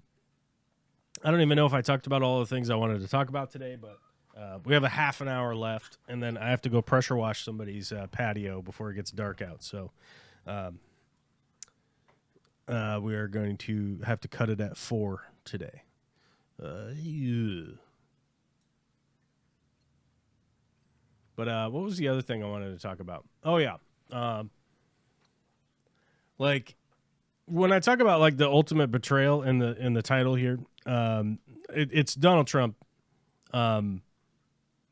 ambushing Zelensky and attempting to play this big boy, like, oh, look at me, I got him card, and essentially made the United States look absolutely foolish to every single person in the rest of the world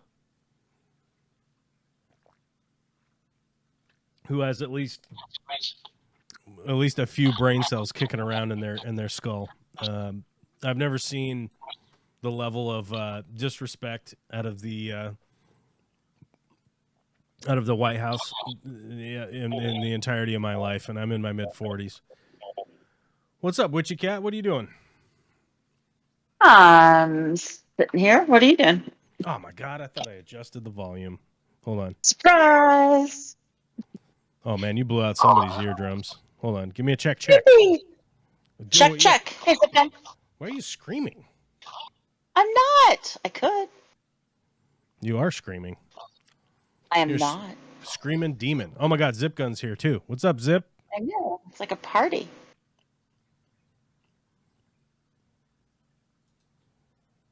Zip Gun's here, but he's silent. Silent but deadly.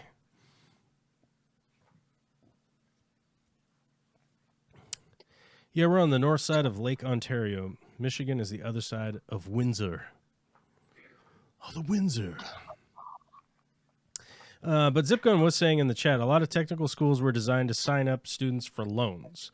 Completely agree with colleges having trade programs. In addition to the auto mechanics program, the college had a really good nursing program. Yeah, I mean, if you're talking about going into skilled trades, like, these things are fundamentally important. And if you're talking about the people that watch Fox News, they don't think that, like, nursing is a skilled trade. Radiology is a skilled trade. I'm trying to think of a MA or a physician's assistant, medical assistant, those stuff. Yeah. Those are all skilled trades. Like pharmacy is a skilled trade. There's a lot of skilled trades in the medical profession that people could get into that are fairly blue collar that you could actually get training for. Like there was what is it when you clean the medical equipment? What the fuck is that called? I don't know. I was thinking of there used to be those technical schools and they'd scroll all their programs across the TV on the advertisement. It was always like dental assistant, vet tech. There's a name for the people that like just clean medical equipment. And I don't know, there's a name for it, but needless to say, so when I was flying, there is a movie, okay, and it has Lady Jaja, and it has Lady Jaja and that dude. What's that dude's name? The blue-eyed guy. Hold on, I can't think of his name. I can see him. He directed it, and right. Bradley Cooper. Bradley Cooper. Yes. I keep saying it to you, and you're not even acknowledging that I said it. Is it Bradley Cooper, perchance? It's Bradley Cooper. It is. I think it's Bradley Cooper. It's Bradley Cooper. Yeah. It might be Bradley Cooper. This movie from 2018 is called A Star Is Born, and I have not cried more at watching a movie in a long, long time. And it's even got Sam Elliott in it, one of my favorites of all time. You know, one of my favorite things is when Sam Elliott says, "Oh, the double douche." Double douche. The double douche. Does he have a giant mustache? He does have a big mustache. This movie will, depending on who you are, this movie will fuck you up, like in a real way. There's a lot of parallels here, and the character in the movie that Bradley Cooper plays really reminds me of my friend Dave, we called him Dave the rock star, because he really was. He was a rock star, man. He just was an amazing guy, and he was just as troubled as the character in A Star Is Born. I mean, it really hit home, like a lot of the mannerisms and everything, and the fact that, you know, he was an amazing musician and he would play, and then, you know, he'd like clean his shit up for a minute and just couldn't do it, and over and over again. And, you know, it really hit home, and it also made me think about the parallel of the blue collar skilled trades, because one of the biggest transitions for my friend Dave was that he said, you know what, I don't, he's like, I want to keep doing music, but I can't live this lifestyle, right? And it never did pan out, right? He kept going back to the lifestyle, but at one point in time, he became the guy who cleans the medical equipment, right? And it was a 12-week school course. So he got out with his certificate, and then he got a job doing that. And he got a full-time job working in the basement. I don't know if it was in the actual basement, but, you know, you get what I'm saying. You go down to all the autoclaves and shit in the basement at the hospital, and what he did is he worked on cleaning all the medical equipment to a sterile degree, and then having them repackage them and whatever. I don't know, whatever he was doing. But that was a big transition for Dave into more of a, like, oh, I work at 10 a.m. till 6 p.m. and then that's the end of my day, right? Kind of thing. Versus, the bartender over here 2 nights a week, and I'm the fucking guy over here 2 nights a week, and then I play a couple gigs and a fucking this and a that, you know, and so, you know, my thoughts around that, and this whole like Mike Rowe incident, which was funny because like people from the association like wanted to apologize for like the dude's behavior the night before. You know, and like found me out, and they're like, I heard like the guy was kind of threatening you and shit, and and I was like, yeah, I mean, he's the one that was gonna go to jail for a long time, so frankly, I don't care. But my daughter was there, so I'm like, I don't want my daughter to see her dad fighting. But you know, but because of that, and then I was thinking about like, oh, those guys were drinking, and Dave always had the problems with drinking, and then I was thinking about all this like Mike Rowe shit, and then like, but it's strange when those guys go on TV, they don't ever talk about any of the actual blue collar jobs that people could go get a certificate for, like becoming the cleaner of the medical equipment, like Dave did, right? Where they could go to a community college, you could do a course in a reasonable amount of time, get a training for a thing, which would be a big step up for somebody like Dave, who was like bartending, and you know, you're like living off of tips, and you don't know what your fucking income is going to be. The bars and restaurants and shit, they don't pay your health insurance. They don't give a fuck. They're like, we don't do that. And so it's like for a guy like Dave to get actual health insurance, to get an actual like gig that he could go work and then earn a decent wage and know what his wage was going to be, like have a reliable wage to live off of, was a big deal. But you don't ever see that ever showing up on OAN and Fox News and all of these affiliates that are funded by these billionaire interests that want people to go work these apprentice jobs for 4, 5, 6 years until they, quote, have enough hours to then potentially go test on their own time, which, by the way, if you're working for a company that doesn't pay for schooling, you have to pay for the schooling and do the schooling hours on your own time. Yep. To be able to go then test to get your journeyman card. Then your journeyman card doesn't even count in all 50 states. So how about being limited by the fact that, like, Wyoming never argued an agreement with Virginia, right? So you're not an electrician in Virginia, but you're an electrician in Wyoming, right? Or whatever. Right. So, like, that's the big giant concern that I have around all of that. But my core message is, realistically, if you're somebody who is going to become an electrician, there's zero downside to you having a 4-year, like, English degree.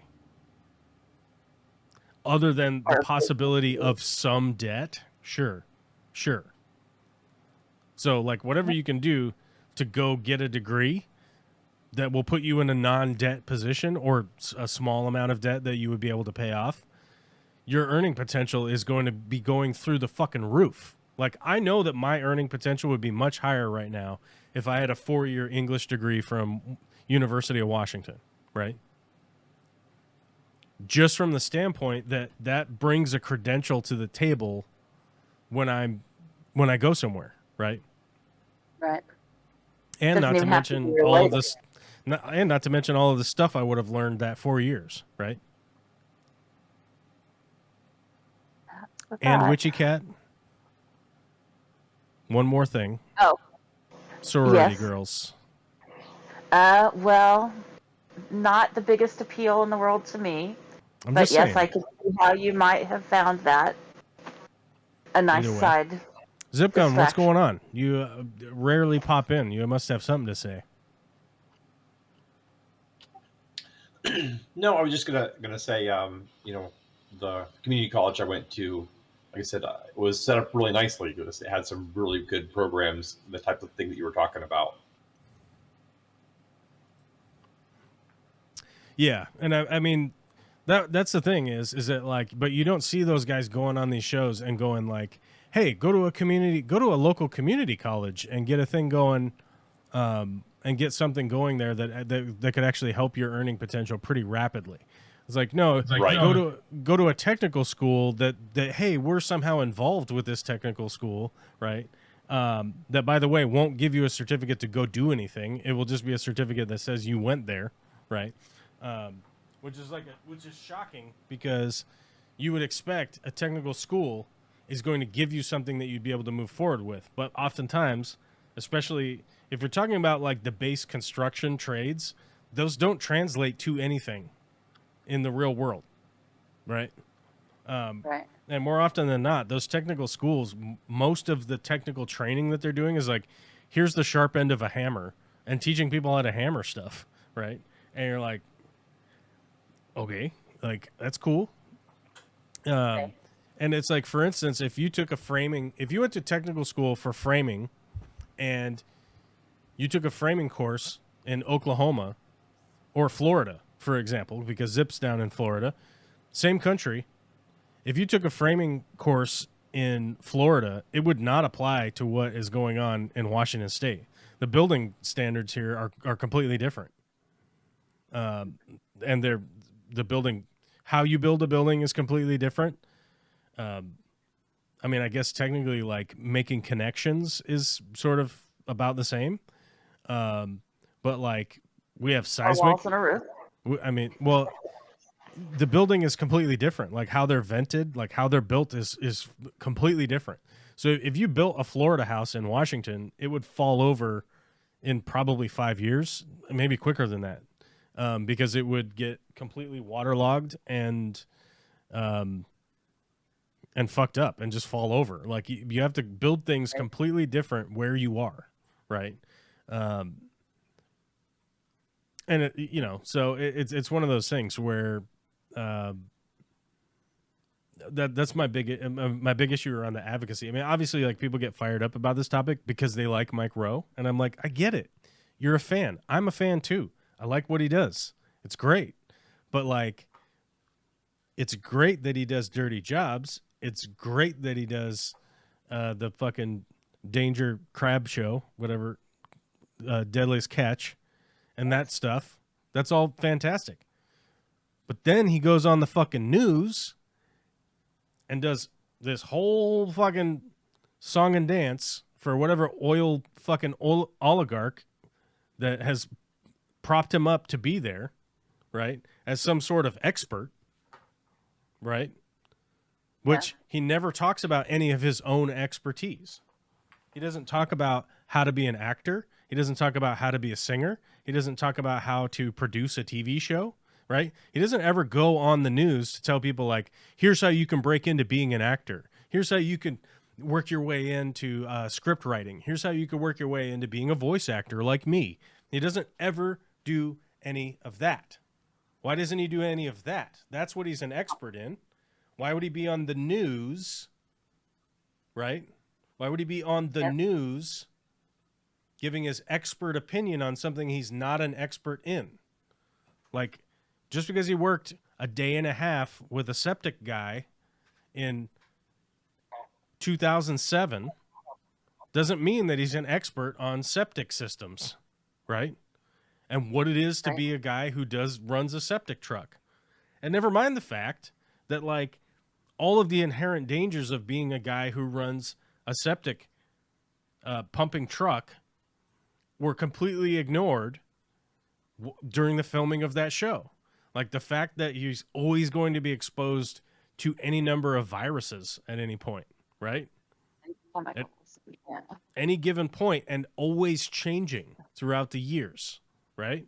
Like, not to mention the fact that if you watch the septic show from like 2007 or whenever the fuck that was, that's pre-COVID, right? So the guy didn't even have COVID concerns at the time, or any of the other situations that are going on. I mean, bird flu, or yeah.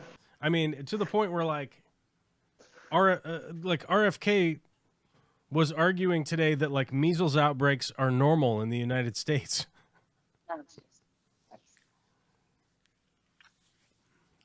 It was deemed eradicated in 2000. I was alive when this happened. It was a big deal when this shit happened. It was a big fucking headline news shit that the measles was eradicated in the year 2000 because we had 12 consecutive months of 0 cases of measles. And that continued on for a good amount of time. Wasn't there a first lady who ran on vaccinations, or not ran on, but whose cause was vaccinations? I can't remember which one it was. And now we have people dying from measles now. Yeah. Welcome to this fucking world that we're in. This is a disaster. And so people were wondering why I was saying that the world war is coming, is because I will say that like the Trump administration, it's actually pretty obvious to me now, like the function of how they are trying to collapse the U.S. government. They're trying to lower inflation to the point where the wealthy are the ones that will continue to exist. Because when interest. When interest rate barrels down to 0, they push the interest rate all the way down. The only people that have money to invest in that is the wealthy, right? Because interest rate goes way down, inflation goes up. Inflation will continue to go up while we push these gigantic tariffs onto all of our countries that we're friends with. Inflation will continue to go up. Inflation will continue to go up at a crazy, crazy rate. You know who doesn't get affected by that? The wealthy. The wealthy will be able to invest in, guess what? Like 100% fucking solid items. You know what I'm saying? Properties, things of value, right? It's one of the reasons why Elon Musk is wanting to go to Fort Knox and look at the gold bars. It's 100% reason. That's how they're going to collapse our government, or that's how they're going to collapse the United States, and they're going to essentially do that at the behest of the poor, and the poor will all be sitting here wondering like, what the fuck do we do now? And in the meanwhile, the wealthy will continue to transfer all of the ownership to themselves. They're going to end up eventually just own all of the property. This is essentially what's going to work out. Once it actually fully collapses, they'll be able to just start rebuilding it however they want it to be. And clearly that's the direction that we're headed. And I think it's disgusting. I'm not a fan of it. I think we saw just a moment of pushback when J.D. Vance and his family tried to go skiing this weekend after the absolute fucking ridiculous bullshit that they pulled on TV, because they're fucking TV people, right? So embarrassing. And we saw that the pushback there, and one of the main comments that I thought was absolutely ridiculous was, I don't understand why J.D. Vance would have come here when he would knows that every person here hates him or whatever, right? And I think that the reality that they should be facing at this point, and the thing that they should be understanding, is that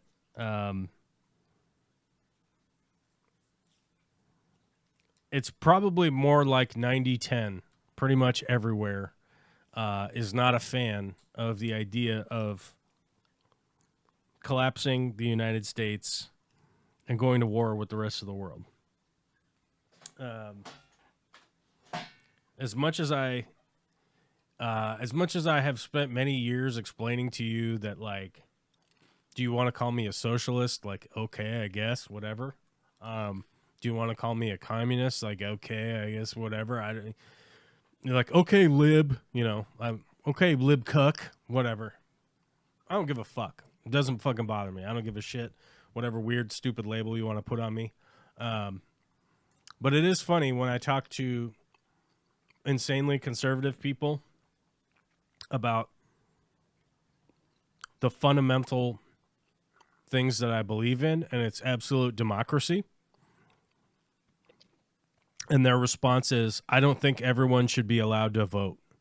That was a knee-jerk reaction I got when I was in D.C. talking to a very religious conservative guy. His opinion was, I don't think everyone should be allowed to vote. And he felt totally confident saying that out loud. He felt completely secure in his 60-year-old white body to be saying, I don't think everyone should be allowed to vote. And what was his line? That was his line. I don't think everyone should be allowed to vote. Well, I just was wondering what line of demarcation, like who is allowed to vote in his world, is where I was going with that. I didn't want to push them on it because they get really defensive and they start clamming up. They start clamming up when you can actually ask them, like, oh, you think women shouldn't be allowed to vote? Oh, you think black people shouldn't be allowed to vote? But then I said, okay, if we're talking about like absolute democracy and instituting democracy, and he's like, I don't think everybody should be allowed to vote. And I was like, strange how it works out pretty well for Australia. He's like, what? And I'm like, yeah, I know. I wish you would look some things up, or at least be curious about the rest of the world, but they don't, and they aren't. No, care less. Doesn't affect me. Yeah, doesn't affect me. But and then so I said, okay, so we move on to like absolute free speech. I think absolute free speech should exist. And I think I should be allowed to tell Nazis to go eat a bag of shit and then fall off a short flat pier. earth upon which they stand. A short Okay. pier until they All right. fall in some shallow water and get their pants wet or whatever, right? I think that if we're talking about the Second Amendment, which I've discussed this many times with conservatives, and it's the same, it comes to the same point where they go, I don't think everybody should be allowed to have a gun. And you go, and Witchy Cat is on to my point here of like, if you want to run down the questioning, it's like white men should be allowed to have guns. That's what they really mean, right? Yep. Oh, my throat's getting hoarse from talking. Don't for put 2 a hours. gun in a woman's hand. Or heaven forbid, a brown person. Oh my God, not the brown people. You know, Except and then I for go the like, brown people on the other side of the Mexican border. Those brown people, right. we're going to fight to give them our guns. Anyway, moving on. We got to fight to sell them to Mexico. That's right. So that we can then say that Mexicans are terrorists because, God damn it, they keep killing us with the guns we sell them. Anyway, Right. moving forward. Well, the funny thing I think is they don't realize just how quickly the rich will change their tunes on people owning guns and who should own guns because Luigi isn't brown. Isn't he? I don't know. Is he brown? I don't know. He's don't- not. But I'm a big lib cuck, so Look, I'm a big lib cuck, so I don't see color. I don't even know if he's brown or not. I don't see You know. color. There's another favorite line. CEOs getting whacked and rich people getting nervous. All of a sudden, gun laws are going to become real popular amongst talking heads on Fox. Right. So it's like, Yeah. if we are talking about the Constitution and our constitutional rights, it's like you can go down them pretty quickly. Freedom of speech is freedom of religion, is freedom of the press, it's freedom of assembly, it's freedom of petition, it's freedom of, freedom of essentially having your opinion and not being oppressed for it. But it's not freedom from responsibility. And so Consequences. if your plan is to go out on the streets and you say you want to lynch all black people or whatever, and everyone else goes like, "Hey, fuck you, chief," that's how it goes. Yep. But it's like, and if we talk about the right to bear arms, but then you start to go down like our actual amendments. It's like the third one is no quartering of troops. Like, okay. That one's super important, guys. I hope you all know that you can't put your soldiers in my house because that's super important. That's good to have. We should have that one. Yeah. Yep. I don't know. Somebody named Farm Fish and Freedom says, wow. Yeah, I was looking at that wondering Wow. Okay. Well, either way. which side of the fence that particular wow fell on. I don't know. My particular side of the wow falls on Putin's a piece of shit and Russia should get the fuck out of Ukraine. And we should help we should help the Ukrainians kick the shit out of the Russians that have invaded illegally. And stop funding Gaza, or not Gaza, I'm sorry, stop funding Israel's murder of Gaza. That would be on my list. And there's absolutely no fucking reason in this, no ungodly reason. There's no reason that None. we should oppose helping Ukraine. Like, there's just no reason other than Trump sucks fucking Putin's balls whenever he's around, you know? Like, there's no other reason than that. Not to mention just, like, categorically how we've been helping Ukraine. We've been sending them our munitions and weapons and stuff that are all how many generations old that we would have had to pay to dispose of. Right. Then we're paying United States companies to create or to manufacture new ones here. And we're collecting all of the information from all of those weapon systems being deployed and utilized in war, not in a test zone, right? In an actual war zone, which you will not be able to replicate in any test zone anywhere, unless the Trump administration is sending those immigrants somewhere else, like a test zone, maybe in Guantanamo. I don't know. Interesting. I mean, you're not going to be able to test live fire on dummies because dummies aren't the same. No. But And all that. you know, that's how we've been funding them and helping them move forward. But here's what's fucking crazy. Like, all of the reports out of Ukraine is that after Trump has decided to do this fucking stupid stunt, the Ukrainians are now, like, no longer in favor of the United States anymore. No longer very much respecting the United States anymore. Not really kind of giving a fuck about the United States anymore. So now you've created how many Ukrainians are there? Because I know that there are quite a few in the States. Yeah, 40 million people. There's 40 million people in Ukraine. 6 million refugees in Europe.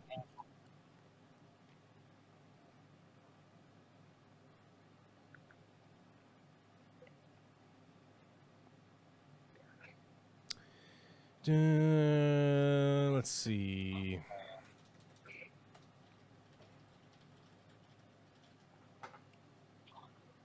There's 1 million in the United States. So yeah, I mean, you've easily created like 50 million enemies. Like just 50 million individual enemies. Like you just created out of thin air 50 million enemies. Right. Like just like fuck it, right? Like just cuz. I And mean, I guess we're going to invade. Actually, here's one of the things that I wanted to fundamentally ask, like Americans, right? Is that like if America invades Canada, which side are you gonna fight on, right?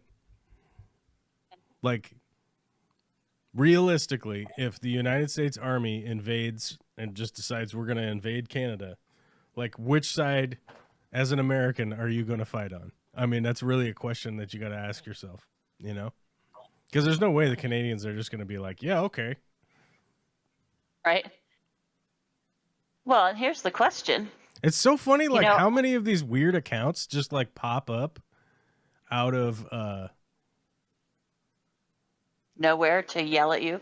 Yeah, it's so fucking funny. Hold on, where is your channel? Let's see where their channel is. I want to see. Is this Agent Wonderbread you're scoping?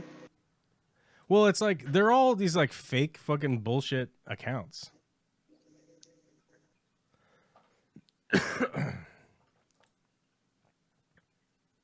This one's been active for 10 years. Maybe it is a person.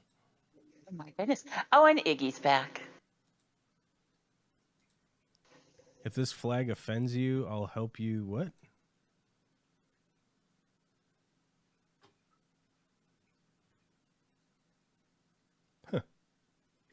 That's funny.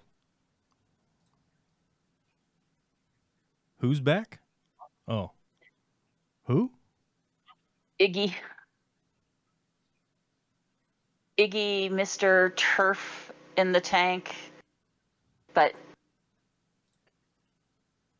not happy that you're a pack. What is Ukraine is a terrible place. None of their neighbors want to help them. By the way, the Europe has helped Ukraine far more than the United States has. Yeah. Poland stepped up instantly. Yeah. And you don't become much more of a neighbor than that. And, you know, this is how we create a lot of the terrorists that we have fought through the ages. What are we going to do when we have a bunch of terrorists that look just like us? We're not going to be able to point and go, oh, well, they're easy to see. They're brown. Yeah, percentage of total government support to Ukraine. The United States is 42%. Europe is 49.5%, so almost 50%. And other countries is the other 8%. So factually incorrect. Their neighbors have helped them more than we have. Including Japan, Canada. And go figure, the UK is not even in the EU anymore, and the UK is helping also. Fuck.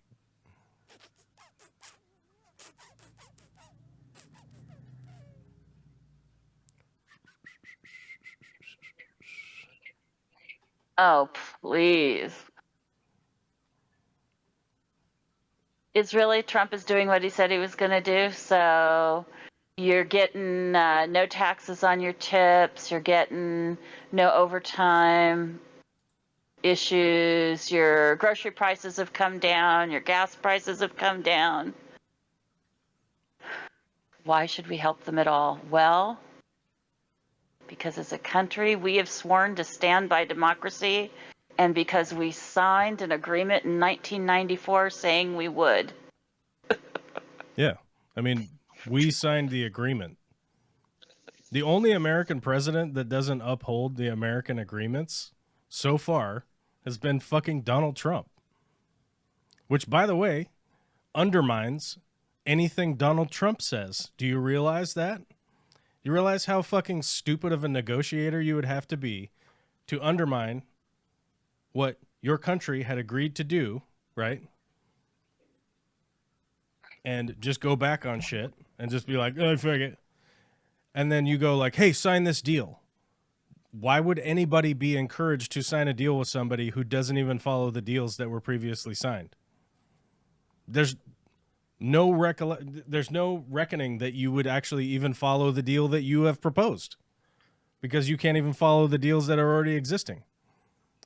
Trump is doing exactly what he said he was going to do, unlike Democrats who sell you the world and deliver none on their promises, and you keep voting for them. That is the definition of insanity. That's actually not the definition of insanity. Do you want me to look it up for you? Hold on, let me check it. This is a man who knows how to use Google. The definition of insanity is a noun. 1, unsoundness of mind or lack of the ability to understand that prevents one from having the mental capacity required by law to enter into particular relationship, status, or transaction, or that releases one from criminal or civil responsibility as the state of being seriously mental ill, madness. Right? That's actually what it is. What is fundamentally like incorrect about your statement is that Democrats have never promised the world. They've never promised what was it you say? Unlike Democrats who sell you the world. Democrats have never sold me the world. And deliver on none of their promises. I mean, they have delivered on some of their promises. I wouldn't necessarily say that I'm even a Democrat, but when you're talking about the choice between Donald Trump, the fraudulent criminal fucking weirdo that can't even stand up properly, and can't even admit his own height. He wears like fucking high heel shoes, like a fucking girl, like a fat girl. Like he's all leaning forward like the penguin, And Danny DeVito just admits that he's 5 foot nothing. And between somebody, if the choice is between this fraudulent clown weirdo and somebody I differ with on a few policies, who is sitting upright, seems to be coherent, has at least a modicum of respect for the office, and understands what the Constitution is. who spent 4 years as the vice president, who spent years as a senator, who spent years as a prosecutor. I wouldn't necessarily want to vote for a cop personally, but hey, if we're talking those are the two choices, I would definitely opt for the black lady, as it were. I would have definitely voted for the black lady versus the weird guy who wears a girdle, wears high heel shoes, wears tons and tons and tons of fucking makeup like a weirdo, dyes his hair strawberry blonde like some kind of weird cover model from the 70s. Like, what the fuck are we doing here? Agent Wonderland, you point at Los Angeles, one city in a state who is the 5th largest Economy in the world, whose economy, you could lump every red state in the South together and not touch it, but you're going to point at Los Angeles because it has a Skid Row and it's a democratically run city. Are you insane? Los Angeles has a Skid Row because the fucking weather, bro. Like, what are you talking about? Ugh. Like, do you know, and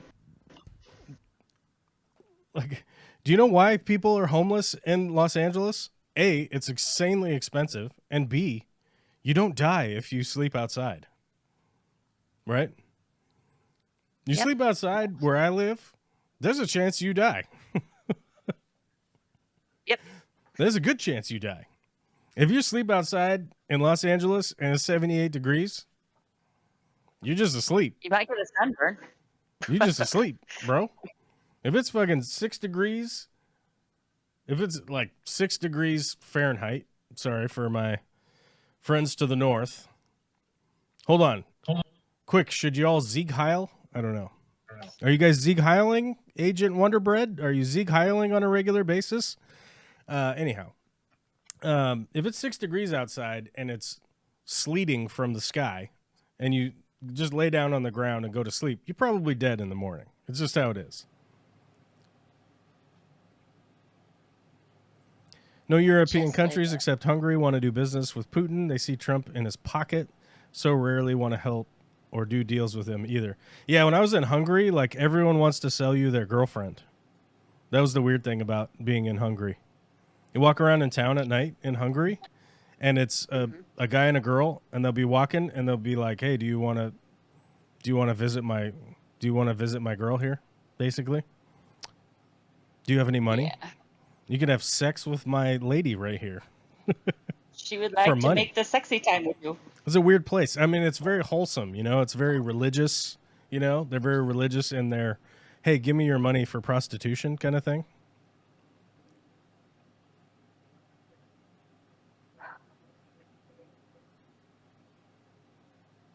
Iggy, you had said, I have to address this because it was driving me insane. Hold on a second. Oh, shite. Oh, that's funny. Or Trump saying that the deals made with Mexico and Canada were the worst deals he's ever seen. They're the deals that he made and he forced them to do.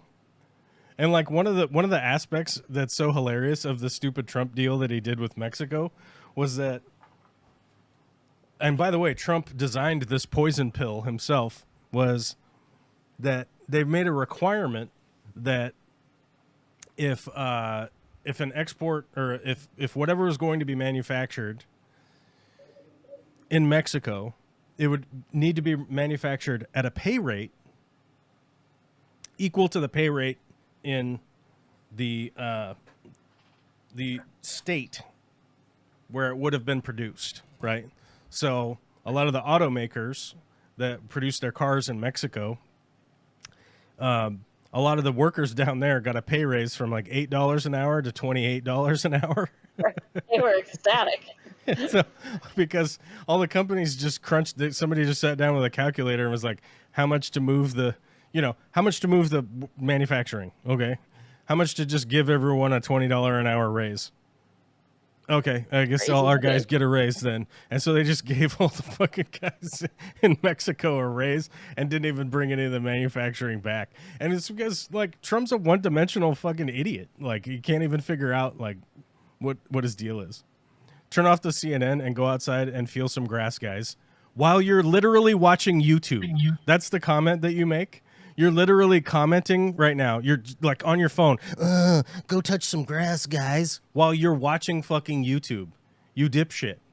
Like, do you understand? Like, how much of how much of an idiot do you have to be putting all these comments into a YouTube chat and then go tell somebody to go touch grass? Like, how fucking stupid do you have to be? Oh my God, you guys need to go touch grass and experience the real world. I just got back from DC. I don't know if you watched the whole stream here. I flew to DC, went there for a week. I touched all the grass. I touched all the grass in DC. I went to all the centers, or I went to all the museums. I went to a whole bunch of stuff. Yeah. I'm watching you. It's like a clown show. Hey, buddy, start your own show, and we'll talk about who's got a fucking clown show or not. Actually, when you look at the statistics per capita and include small towns, the cities come out pretty good. You have to manipulate data for those facts to be true. Yeah, I don't know. Look at any large Democrat-run city, Los Angeles, for example. Oh, yeah. We read about that earlier. Mm-hmm. Iggy, you can renegotiate an agreement, but you can't do it on a couch in front of a bunch of newscasters by attacking another world leader. And you certainly can't do it as the only part involved there. There were a number of countries that signed the 94 agreements that had Ukraine give up their nuclear weapons and agreed to assist. So, no, in answer to your question and the way you phrased it, you cannot. I love it. It's like, Democrats haven't learned why they lost this last election. That's why Republicans will win again in 4 years and probably again 4 years after that. Your boy Trump already admitted on stage that he fucking utilized Elon Trump to, air quote, fix the computers, right? So it's kind of a wonder. It's kind of a wonder how long it's going to take for the people investigating that to actually find out what happened. But who knows if they ever will, or if they'll be allowed. Or if they'll be allowed to.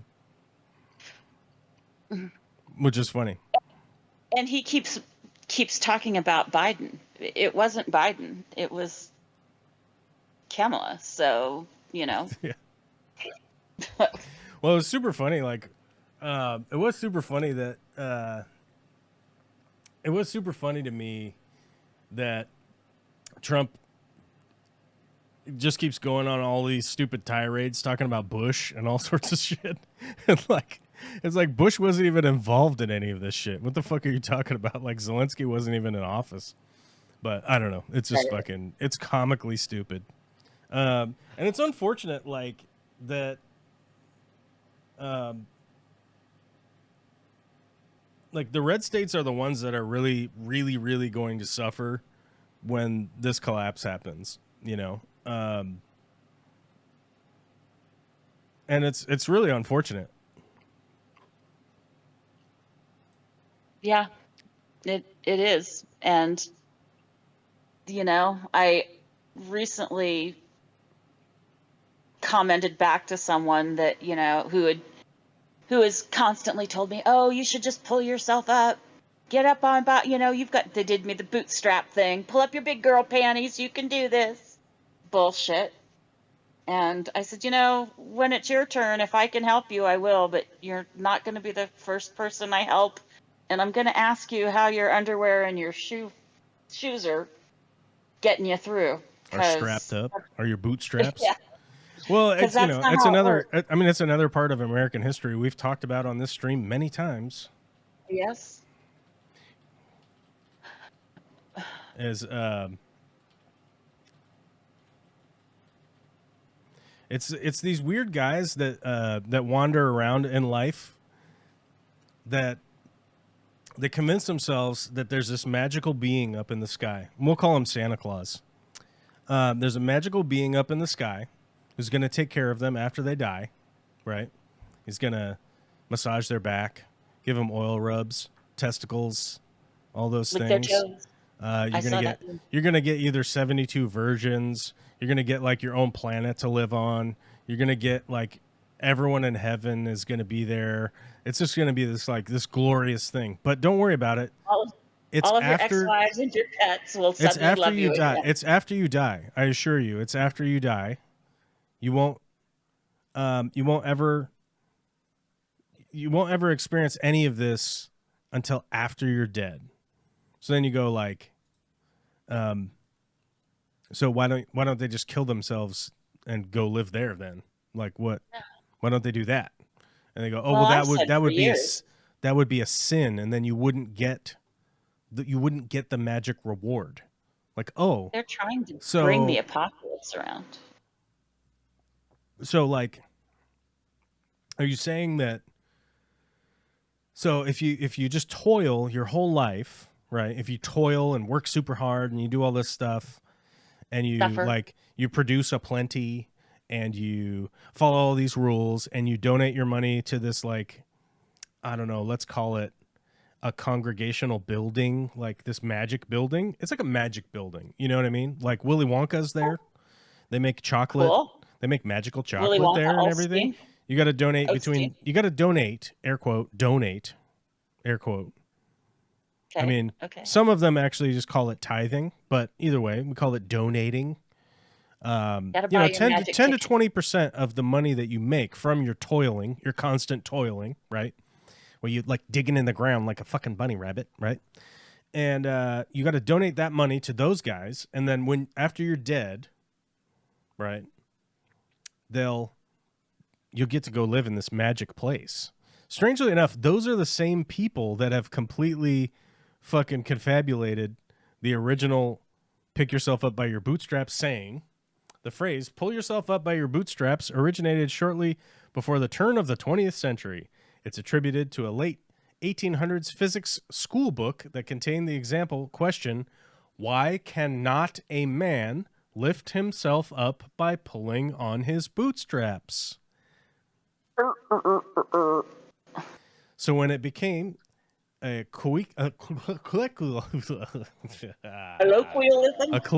phrase referring to socioeconomic advancement shortly thereafter, it was meant to be sarcastic or to suggest that it was an impossible accomplishment. And do you want to know fundamentally why? Because humans cannot do all of this shit by ourselves. If you do not have community aid, none of this shit is possible. You cannot build an interstate highway by yourself. You cannot build a hydroelectric dam by yourself. Yes, you can build tiny, tiny versions of these things. But if you're talking about moving at least 70,000 pounds on a fucking tractor trailer down a road, your fucking dirt road ain't going to do it, Chief. You need a fully structuralized interstate system in order to move around the amounts of goods and services that we need. This shit doesn't work if you're the one independent man attempting to lift yourself up by your own fucking feet, dum-dum. What are you going to do when you get lymphoma on your fucking forehead piece? Guess what? You're probably going to go to a doctor. You haven't had time to learn how to deal with your fucking lymphoma on your fucking forehead dome piece. You know what I'm saying? Because you've been too busy pulling on your fucking shoe. Building dirt roads that can't even ship shit on. But yet here we are in the fucking year 2025, which, by the way, the Jetsons thought that the Jetsons and everybody in the 60s and 70s thought that we would be working a couple hours a week, right? Because automation was going to provide for humanity, in which large corporations have taken the advantage of automation and extracted the money for themselves, right? We have allowed that to happen because of dipshits like Wonderbread 45, right? Who think they can just do everything on their own. If there was zero taxes, everything would be great. We just let the corporations run everything. The free market will figure it out. The free market creates monopoly. That's why the game Monopoly exists. Because we already learned this lesson with the fucking Carnegies and the Rockefellers and the Hudsons and all of these families, the few oligarchs that extracted all of the wealth of America to a few people, and it caused the Great Depression, if you ever have fucking heard about it. But no, it doesn't matter, because history doesn't mean anything to you, because it's all just imaginary anyhow, right? It's all just some shit that somebody made up because there's a magic guy in the sky who's going to give you everything after you're dead. And you're going to have all this great cosmic experience flying around, which is the biggest hippy dippy pile of fucking bullshit I've ever heard. And it is 100% hippies of the past were taking drugs and wrote some shit down in a book, and now you believe it today. What do you want me to do? We're not talking the 60s. Hippies, 2,000 years ago. Yeah. A bunch of fucking dope-smoking hippies wrote some shit down in a book, and you believe that they're God. Okay. All right. Makes sense. Makes sense because... Makes sense. All right. We got to be quiet now. Okay. Oh, coughing into the mic. Yeah. Locking up that loan.